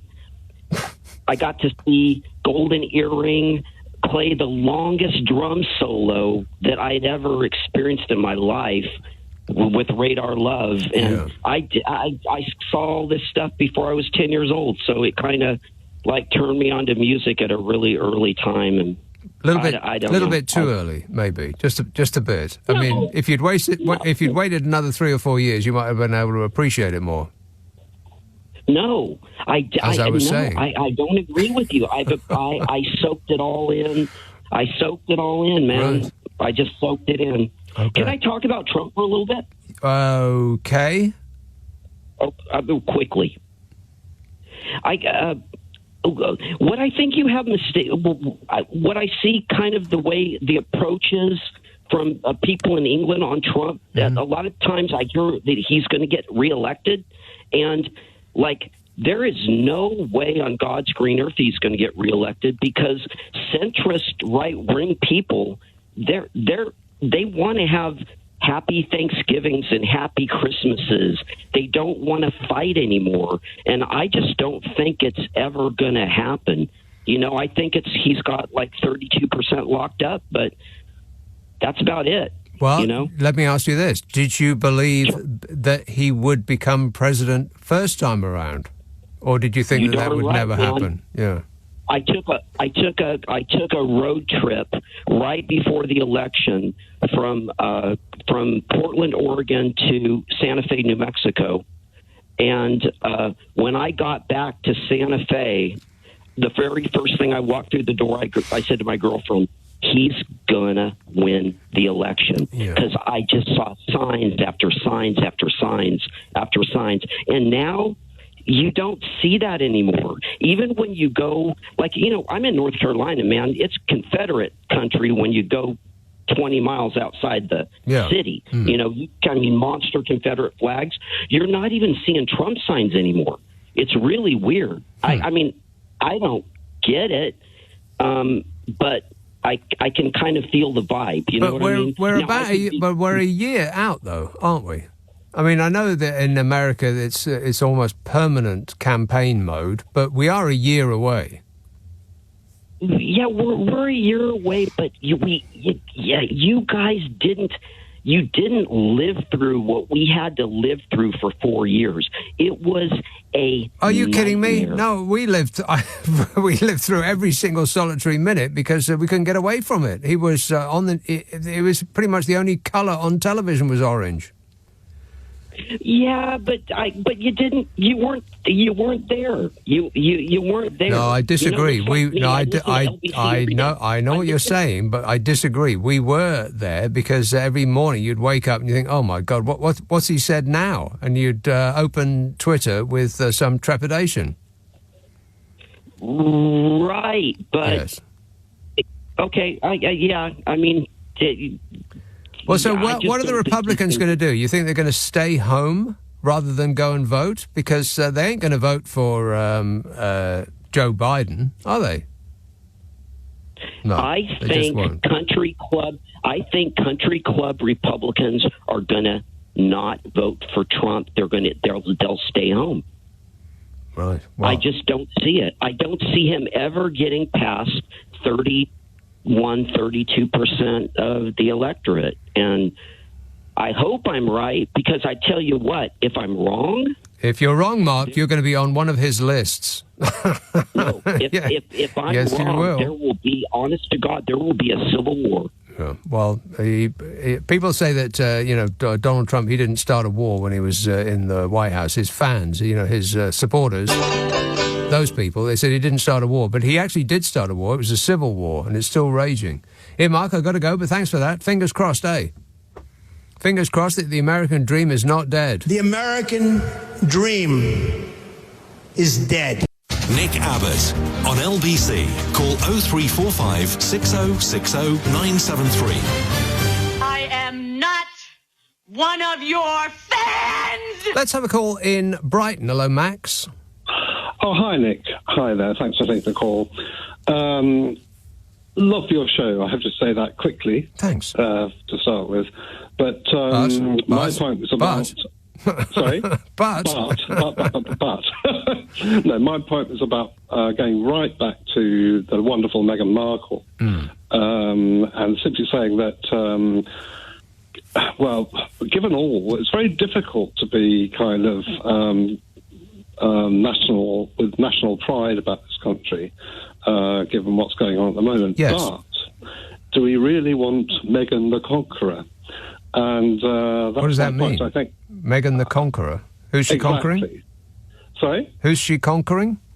Well, she's trying to, in terms of our lovely establishment, which has been going for 1,000 years or more. She's trying to conquer our establishment. What are you talking about? I'm talking about the fact that she's trying to chip holes in it for her own gain. How did she do that? How is she doing that? By questioning the integrity of the monarchy, etc., etc. Questioning the integrity of the monarchy. Exactly. Right, because that's the press's job. They do that all the time. But not as well as she has. Well, how has she done that? She's done that by saying that they're racist. She's done that by saying that... Well, let me ask you this. Do you think it would be more or less likely that members of the royal family were or were not racist? or had expressed a racist thought out loud? Do you think it would be more or less likely that that would happen? I've no idea, but I think if you have give me an opinion based on your knowledge. Well, no, because the way I see it is this. I think racism is a kind of questioning of something that's not from your own knowledge. And I think that perhaps I would, if I had someone coming into my family who is not racist. Yeah. I think this is a long way around of saying yes. Yes, it would be more likely than not that at least some members of the royal family would express racist thoughts. I don't think so. Well, it sounded like you were saying yes to me. No, I was saying, Nick, I was saying this. I was saying that racism is a difficult, sensitive topic. And I would say that if all that I'm getting from Meghan's kind of, which are very veiled, which is more nasty than anything else. In other words, if you want to really confuse somebody, you say, I'm not going to tell you what I really hate about you, but I'll think about it. You know what I mean? So I think what she's saying is they question the colour of the skin, which doesn't mean racist. They might say, a little bit. You know what I mean? I mean, it might be all of a piece. I mean, their reactions did seem to be a bit off to me. I mean, not entirely welcoming her into the fold. I mean, that I can't remember what her name is now, but she showed up wearing a brooch on her dress for the first dinner, which was of a black slave boy.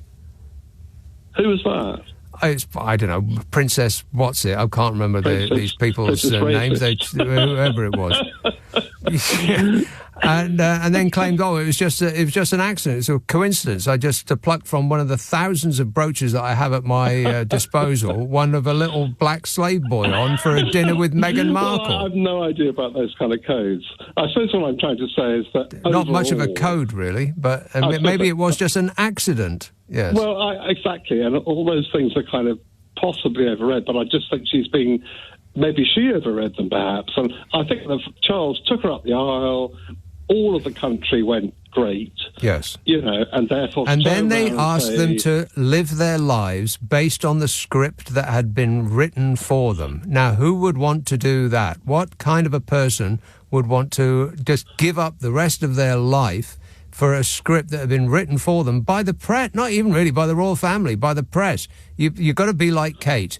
You have to show up and smile continuously and not say anything, ever. If I played you a tape of two... Yeah, you couldn't. I bet you couldn't. If I played you a tape of six young women, I bet you would not be able to pick out of them which one was Kate. You've got no idea what she sounds like because she's never said anything. Okay, well, you have that scenario, but also you have the other scenario, which is if you really feel that, if you think, well, I can't do this, have the lovely wedding, have all the money and all the privilege, and go away and get on with your life. No, there is no going away and getting on with your life because the press had a fit that you could see from space, and they're still having one now, that she refused to just stand there and take the abuse.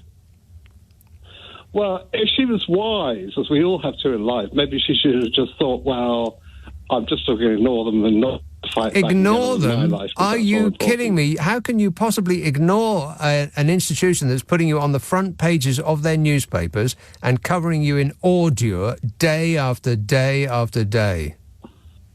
Well, maybe not write a book called Spare and follow it up. She didn't.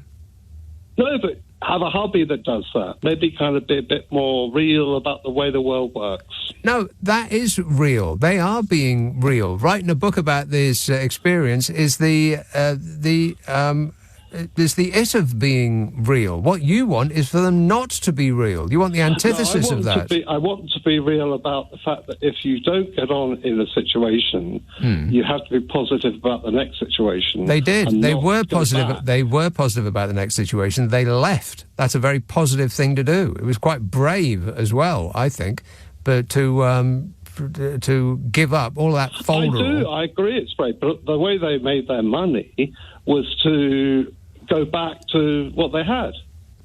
What does that mean? They had the way they made deals with Netflix was because of what they had, not what they were at that point. What they weren't in their present. They were going back to their past to make money.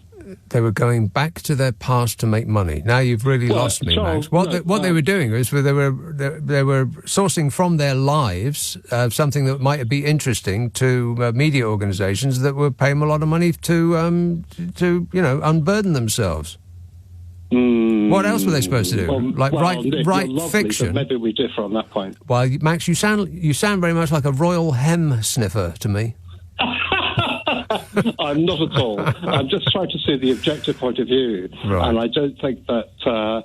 I think to play victim for that length of time and hurt everyone and disrupt people all the time is not a way forward, and not a very positive way forward when they're making tons of money out of it. Yeah, I think that playing victim is only contingent on being a victim.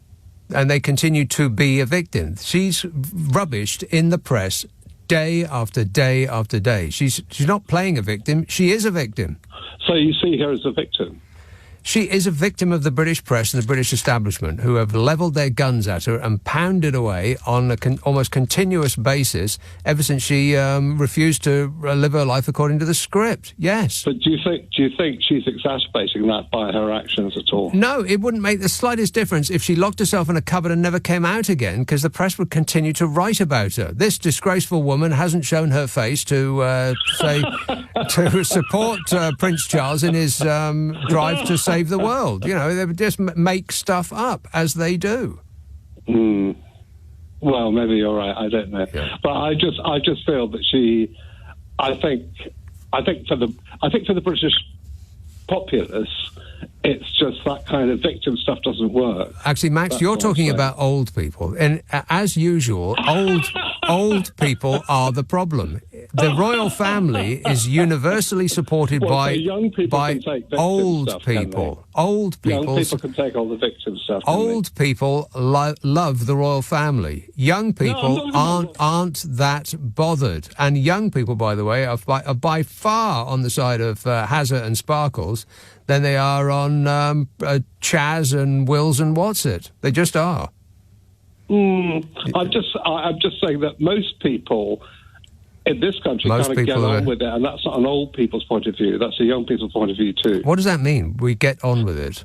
I mean, the two things are not related at all. Most people's lives are normal; they're ordinary. They don't come to the attention of the press.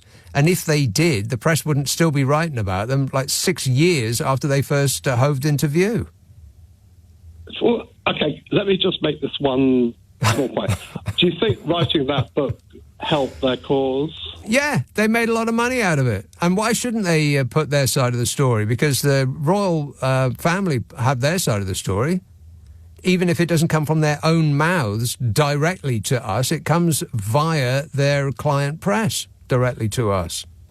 So, yeah, if they hadn't written the book, then we would not have heard their story. Because the press are absolutely, completely and totally uninterested in giving their side of it. But anyway, it's been a delight, Max, and I wish you all the best. Nick Abbot on LBC. Call 0345 6060 973. Listen to him. He knows everything. Yes. I hope you're writing all this stuff down, because this is very, very important. Let's have Oldbury. Hello, Ranjit. Hi, Nick. You're right, mate. Yes. What do you think about that whole Meghan issue? You know what? You was giving him enough rope, right, and he was hanging himself, right, and he come out with that one line, and he kind of changed it. Oh, I've got loads of ethnics as friends who are going to say or something like that, or my cousin's married to a black woman. Most of my friends are ethnic, yeah. You know what? That was just, oh my God. I just couldn't believe it. I wish I could have a three-way with a person like that, a conversation. Okay? Obviously, he hates Meghan, right? And that's guaranteed. You know what? I'm going to say, I know, Max, you're not there to defend yourself, but if you ever want to have a three-way, ask Nick to arrange it. Right. Yeah? Three-way conversation. Conversation. Yeah, conversation. Yeah, that's right, yeah. Conversation. Yeah. Mm-hmm. Right. That was a classic, you know. We let them into our country, yeah, we're all right, you know. Remember a couple of weeks ago I told you I went to deliver a parcel to this posh lady, yeah? and she poked me in the arm to see if I was real. I told you that about 3 weeks ago. She went, do they let you drive these vans? And I went, yeah. I said, but if I cut myself, brown blood comes out. She went, no, you must have red blood like the rest of us. Yeah, I would think so. You know, we have these problems all the time. I mean, which palace was it that you were delivering to? It wasn't a palace. It was a real posh place. You know, you all have these suburbs, where these houses start off about £1 million, right? And it was one of those houses. Right. Yeah, okay. A couple of little things before I get to my main topic. You know Elon Musk, He can say what he wants because he's the richest man in the world, right? Yeah, supposedly. Supposedly. Remember that jewellers, right? I won't mention his name, but if you want to buy rubbish, I'll sell you rubbish, and he went bankrupt. Why is it? Why is a ring the same price as an M&S sandwich? Yeah. Something like that. Right. We know when Rishi Sunak went to Dubai, did he get his own colouring book on the plane? Right? Okay.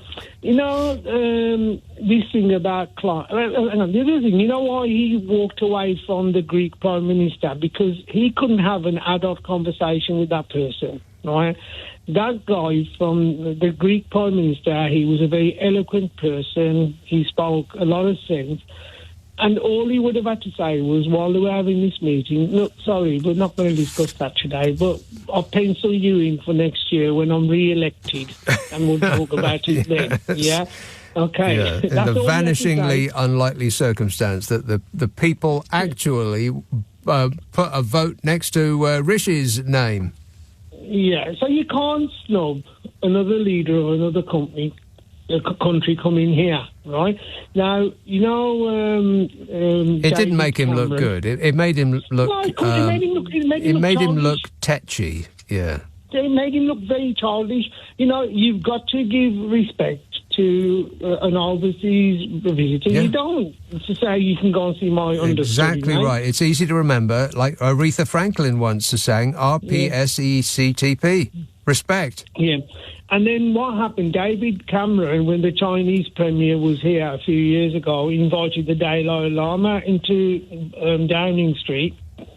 And then David Cameron was banned from going to China. Right? This is how kind of things these big countries can do.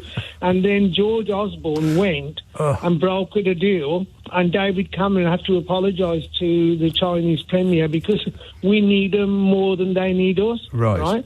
So this is what's happening now. Rishi Sunak thinks that other people need us more than we need them. And, mate, we've got to stop thinking like this. I mean, it's just silly. That we are the only country in the world that thinks that we are still leading the world in anything.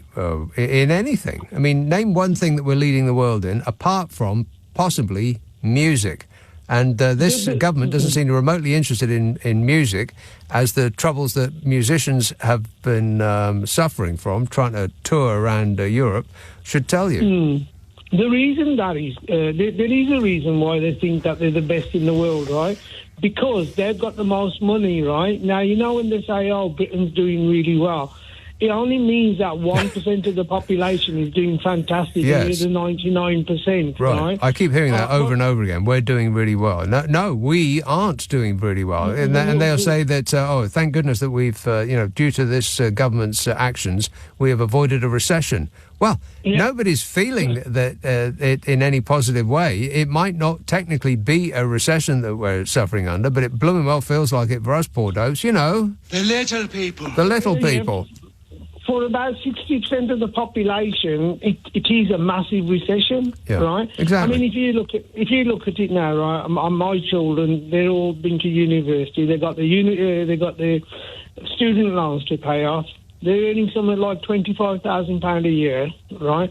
And if you want to buy a one-bedroom flat, it's going to cost you about £150,000. Yeah.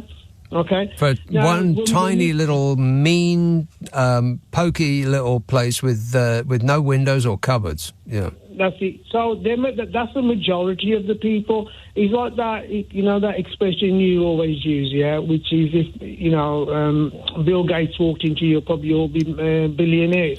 But these no, people, no. Well, kind of. It's the bones. You know what it's I the mean? bones of the idea. Yeah. On average, we're talking about average earnings. Yes. Average Right. earnings, right?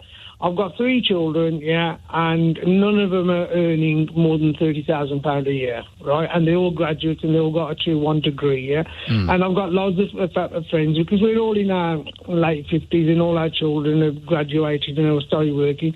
And they, my daughter's got a degree in law, right? And my 2 sons have got in business management. So this is the way they massage these figures, yeah. Is making people feel good, but they're not. No, it isn't. It's not making people feel good. This is why they continually try to distract us with ephemera. It's because nobody's feeling good, and they can keep telling us over and over again that, I, says Rishi Sunak, have brought down inflation. No, you haven't. No, you haven't. No, you haven't. You didn't do anything to bring down inflation. You just stood there and waited for it to happen and then claimed credit for it. You might as well take credit for the sun rising in the east. Yeah, the thing is, if you mess up something so bad, right, that it's gone so rotten that it can't go any more rotten, it's only going to get better, isn't it? And that's what they've done. Well, I don't know. I mean, I have thought that we were at the bottom of the barrel quite some considerable time ago. Yeah. Wait a minute. I mean, I thought it couldn't possibly get any worse than him, and then it did. Absolutely. Yeah, but what I'm saying, at the end of the day, right, when people cut their noses to spite their face, yeah? And they're saying, no, we're not going to vote Labour, we're not going to... OK, don't vote Labour if that's how you feel, what you're going to vote for. It's like you beating me up with a stick, Nick. Yes. And then when that stick breaks, I say, Nick, by the way, I've got a spare stick for you. Come on, beat me up with the second one, right? And that's the matter. That is why, like Donald Trump always says, he loves the poorly educated people, because more and more people in this country now are divided and hate each other, yeah? I was talking to somebody... It's not an accident, it's the plan. It's a plan. I said to somebody, I said, tell you what, OK, if all the brown people and the black people went and left this country, yeah, I said, tall people will be hating short people, fat people will be hating thin people, and then all your football fans, he goes, yeah, you got a point there, Randy. Yeah. I said, yeah, that's There'll what the always be some identifiable minority to pour all your ire over, to blame for everything that hasn't gone right in your life, of course. Yeah, and then they tell you, anybody from any street can become a billionaire. Look at Richard Branson or Alan Sugar. Yes. Out of 70 million people, 2 of them have made it, right? Yeah. And all the others, they're still running around trying to think that they're doing... It's like the lottery. It's why the lottery is so successful. It's because when you buy a ticket, you feel on some level that this is going to be your lucky week. There's just something about it that you've got a feeling. And every week you're seriously disappointed. Again. Yeah, it's blind faith. What they're putting into our heads is blind faith in stuff, right? Now, when you've done, I think it was more than 3 programmes, right? It was 2 hours. You said, tell me something that has been good. I've tried that over and over again. And nobody come out with anything. What is better now than it was 14 years ago when the regime took over and turned this country into, I don't know, it's like a free pick and mix for billionaires. You know what it is? I'm a shopkeeper, right? I deal with people, a whole spectrum of people, yeah. 1 or 2 are quite rich, but the majority of them are below average earnings, yeah. And some are really poor. And when these people come in, right, and you can tell, and the kids are going, Mom, can I have a sausage with my chips? Oh, no, we got some sausages at home. But you know what the fact is? I want to give it away, but I can't afford to do that. Right? And Rishi Sunak needs to stand in a shop like with me, right, and watch how these people are struggling, right, because the majority of the people are struggling. But the thing is, they're going to have a chance, right, next May, and I think it will be in May, right? I don't think they're going to be able to delay it anymore because why not? Things are going down. They can do anything they can do anything they blooming well like. If they're going to lose in May, which I would be amazed if the polling had changed by then it doesn't make any sense to me that they would elect their own. They would choose the point of their own demise. They just put it off and off and off. I mean, this is how silly they are, right? when Rishi Sunak went to that homeless person, right? Said, have you got a business? Yeah, are you in business? I mean, the man has never met a normal person in his life. In his perfumed life, he's never met an ordinary person. Yeah, like I said to you, the reason they all feel that the country's doing well, you got people like Rees-Mogg, all these millionaires and billionaires, yeah. Well, majority of them are millionaires, right, in the Conservative Party. And in the cabinet, certainly, yes. In the cabinet, all of them are doing well, yeah. All of them are giving each other lucrative contracts, right? And all of them are going into the House of Lords, right? But they've forgotten all the people that put them into government. And soon as we... They haven't forgotten them. They're using us in order to get ahead. We're not forgotten. They know about us right enough. It's just that they're trying to bamboozle us while they monetise their position. I couldn't agree more. And if Tichy Sunak was in your shop, Ranjit, he would be trying to pay for chips by waving his credit card in the air like it was a magic wand. Ranjit, I've got to go. But thanks a lot, mate. This is LBC with Nick Abbot. Call 0345 6060 973. Tweet at LBC. Text 84850. We are running late. I can't believe that it's the time that it is. Where's it gone? It's just disappeared. Barnsley, Mummadabir. Have I got that right? That's me. Yes, sir. Thank you very much for taking my call. I've been listening to your program since the very beginning tonight. Yes. And then I noticed that the main character displayed in your program were Rishi Sunak and the COP and few more people. Yeah. Now, whenever I actually watch Rishi Sunak on the television in the House of Parliament, then I hear his statement and policy and everything. Mm-hmm. So it really, really reminds me of a character from the very old German folklore of Dr. Faust called Mephistopheles. I'm sure you know it. You know that character. Oh, yeah, I read it in the original German. Yeah. Yeah.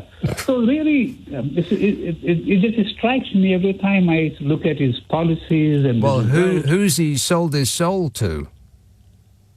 Oh, it's to Dr. Faust. Oh, to the devil.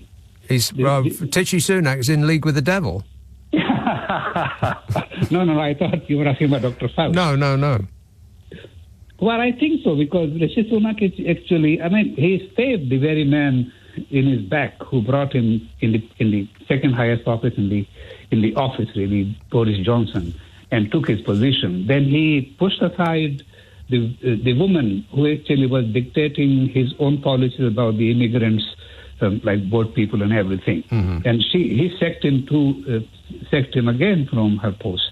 So I think he's just a devil, really. He's just destroying everything around him because he just wants to get power on each and everything in the government. Right. He's a devil in disguise. Get Cliff Richard on the phone right now. He'll sing it to us.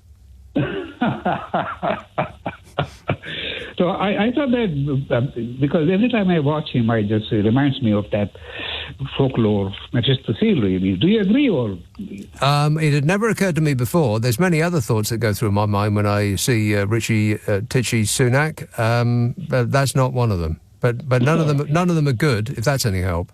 Well, I think that was I was trying to point to, because so far I haven't seen any of his policies which is constructive in a short-term or a long-term basis, really. No, well, I've, as I was discussing with the previous caller, I have asked many times on this show, I've given entire shows over to this question, is anything better now than it was when the Tories took over? And no one can think of a single thing. It's actually going down. So I thought that because you are a very wise man, really. So I thought maybe I ask you if my comparison of that's not Sunak true. with Mephistopheles is correct or not. Well, it sounds about right. Yeah, I mean, he seems to be in league with somebody, whether it's the devil or not. Well, I suppose we'll find out in the next life. All right. Okay. Well, thank you very much. Okay, thanks a lot, mate. 0345 6060 973. He looks to me like he doesn't want to do this anymore. Like he thought it was going to be a piece of cake. He thought it was going to be a cashmere-covered walk in the park. It was going to be easy peasy. Not so much. Not so much. He just has the appearance of a man who just can't take it anymore, especially when he's sitting there having to take it over and over again from Keir Starmer at Prime Minister's Questions. I might get to go and see the Prime Minister's Questions in a while. I've only been to the House of Commons once, and it was quite a few years ago now, and it was in the evening, and I've never seen so much drunkenness in my life. I've mentioned this several times on the air. I mean, people were bouncing off the walls. They were so drunk. Not since university, like Freshers' Week, in the subsidised uni bar, have I seen so much drunkenness. It was absolutely amazing. It was like a bunch of kids who'd just been introduced to alcohol for the first time. But they weren't kids. They were old geezers, harumphing old geezers. I mean, the smell of boiled cabbage was in the air, and the alcohol was just steaming off them. They were being held up, they were so drunk. And these weren't visitors, these weren't journalists, these were people who actually belonged there, you know, in the House of Lords or the House of Commons, one of the two. Because I went wandering, trying to find the loo. The security was just non-existent there. When I went in, nobody asked me who I was, or where I was going, or what my business was there, or who I was seeing, or, who, where, what, and why. They just waved me through. I mean, there was airport security, right enough. Had to put your bag through a machine that goes boop, and had to walk through the magic arch that, to check whether you got any metal on you. But other than that, I just wandered in. I could have been anybody. And once I was in there, I went to some function or other. It was about music. I can't really recall why I was there. But, it was like an invite through here. I'm sure they sent an email to absolutely everybody, and I was the only dope who said, yeah, all right, I'll go. But I've never, ever in my life seen such an open display of drunkenness. Well, it wasn't really open, because it's a little club for them, isn't it?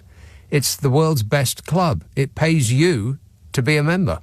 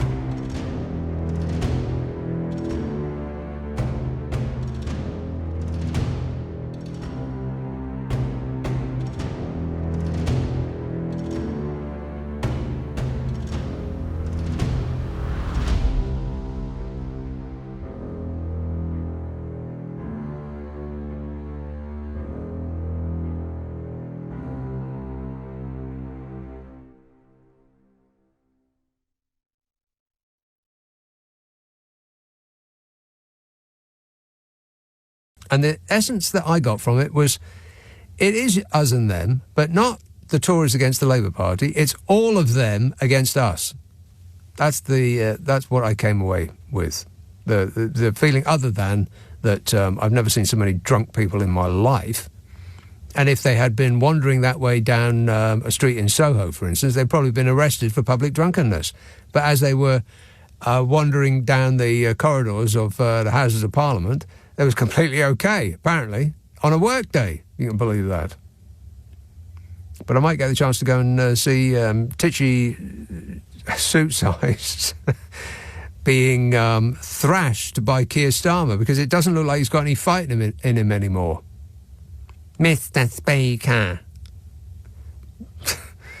I don't think he's cut out for it, is he?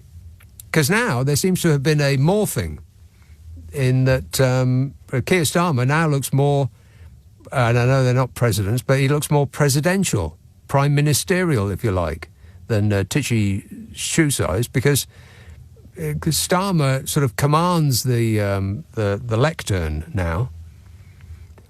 But Titchy just looks tetchy. everything he does and says, and this sort of like irate look that flashes across his face. And it couldn't happen to a nicer person, eh? Let's have a look at, or a listen to, a chat with a Bodmin. Malcolm. Hello, Nick. Hey, listen, if you get tickets for PMQs, man, you got to take me with you. I want to come. I'm absolutely not taking you with me. Because we, I think, are watching the dying embers of both Sunak and the Tories for a long time. And Nick, I rung, and it's the last minute, I know, but Sunak and Brexit, I think the walls really are closing in on Sunak. And another snippet, I've been telling you for weeks that I thought that the Royals are trolling the Tories. Well, I think today, if evidence it was needed, there it was, the King wearing a Greek flag tie and handkerchief in his pocket. Yes. I mean, that is, it's... Well, he does have Greek roots, I suppose. Yeah, and he allegedly wore the tie a week before the bust-up with the Greek Prime Minister. But, Nick, the real reason I rang in was Brexit. I think this last week, for me, I can see a time, and it's the day after the next election, when all of the darkness and all of the rot of the last 13 years suddenly lifts, and it will. It'll be like the clouds parting. Oh, like a brand new day. Yeah, blue sky next will appear over all of us. And I can tell you now that I think it'll be a very short time before the country says, well, hang on, we're free of all of this rot and this badness. Man, Europe, look at it. It's there. It's only just over the water. We can touch it. Yes, let's go. I think the people have arrived at that decision already. It's just that their masters are refusing to even discuss that possibility. Malcolm, I've got to go because look at the time. And talking about blue skies, Bruce emails, I am currently on holiday in Australia, so I'm not listening to you. So I am listening to you live at 9 o'clock in the morning, enjoying the hot sunshine. Yes, thank you, Bruce, but we don't wish to know that. But we don't wish to know that. But we don't wish to know that. But we don't wish to know that. But we don't wish to know that. But we don't wish to know that. But we don't wish to know that. But we don't wish to know that. But we don't wish to know that. But we don't wish to know that. But we don't wish to know that. But we don't wish to know that. But we don't wish to know that. But we don't wish to know that. But we don't wish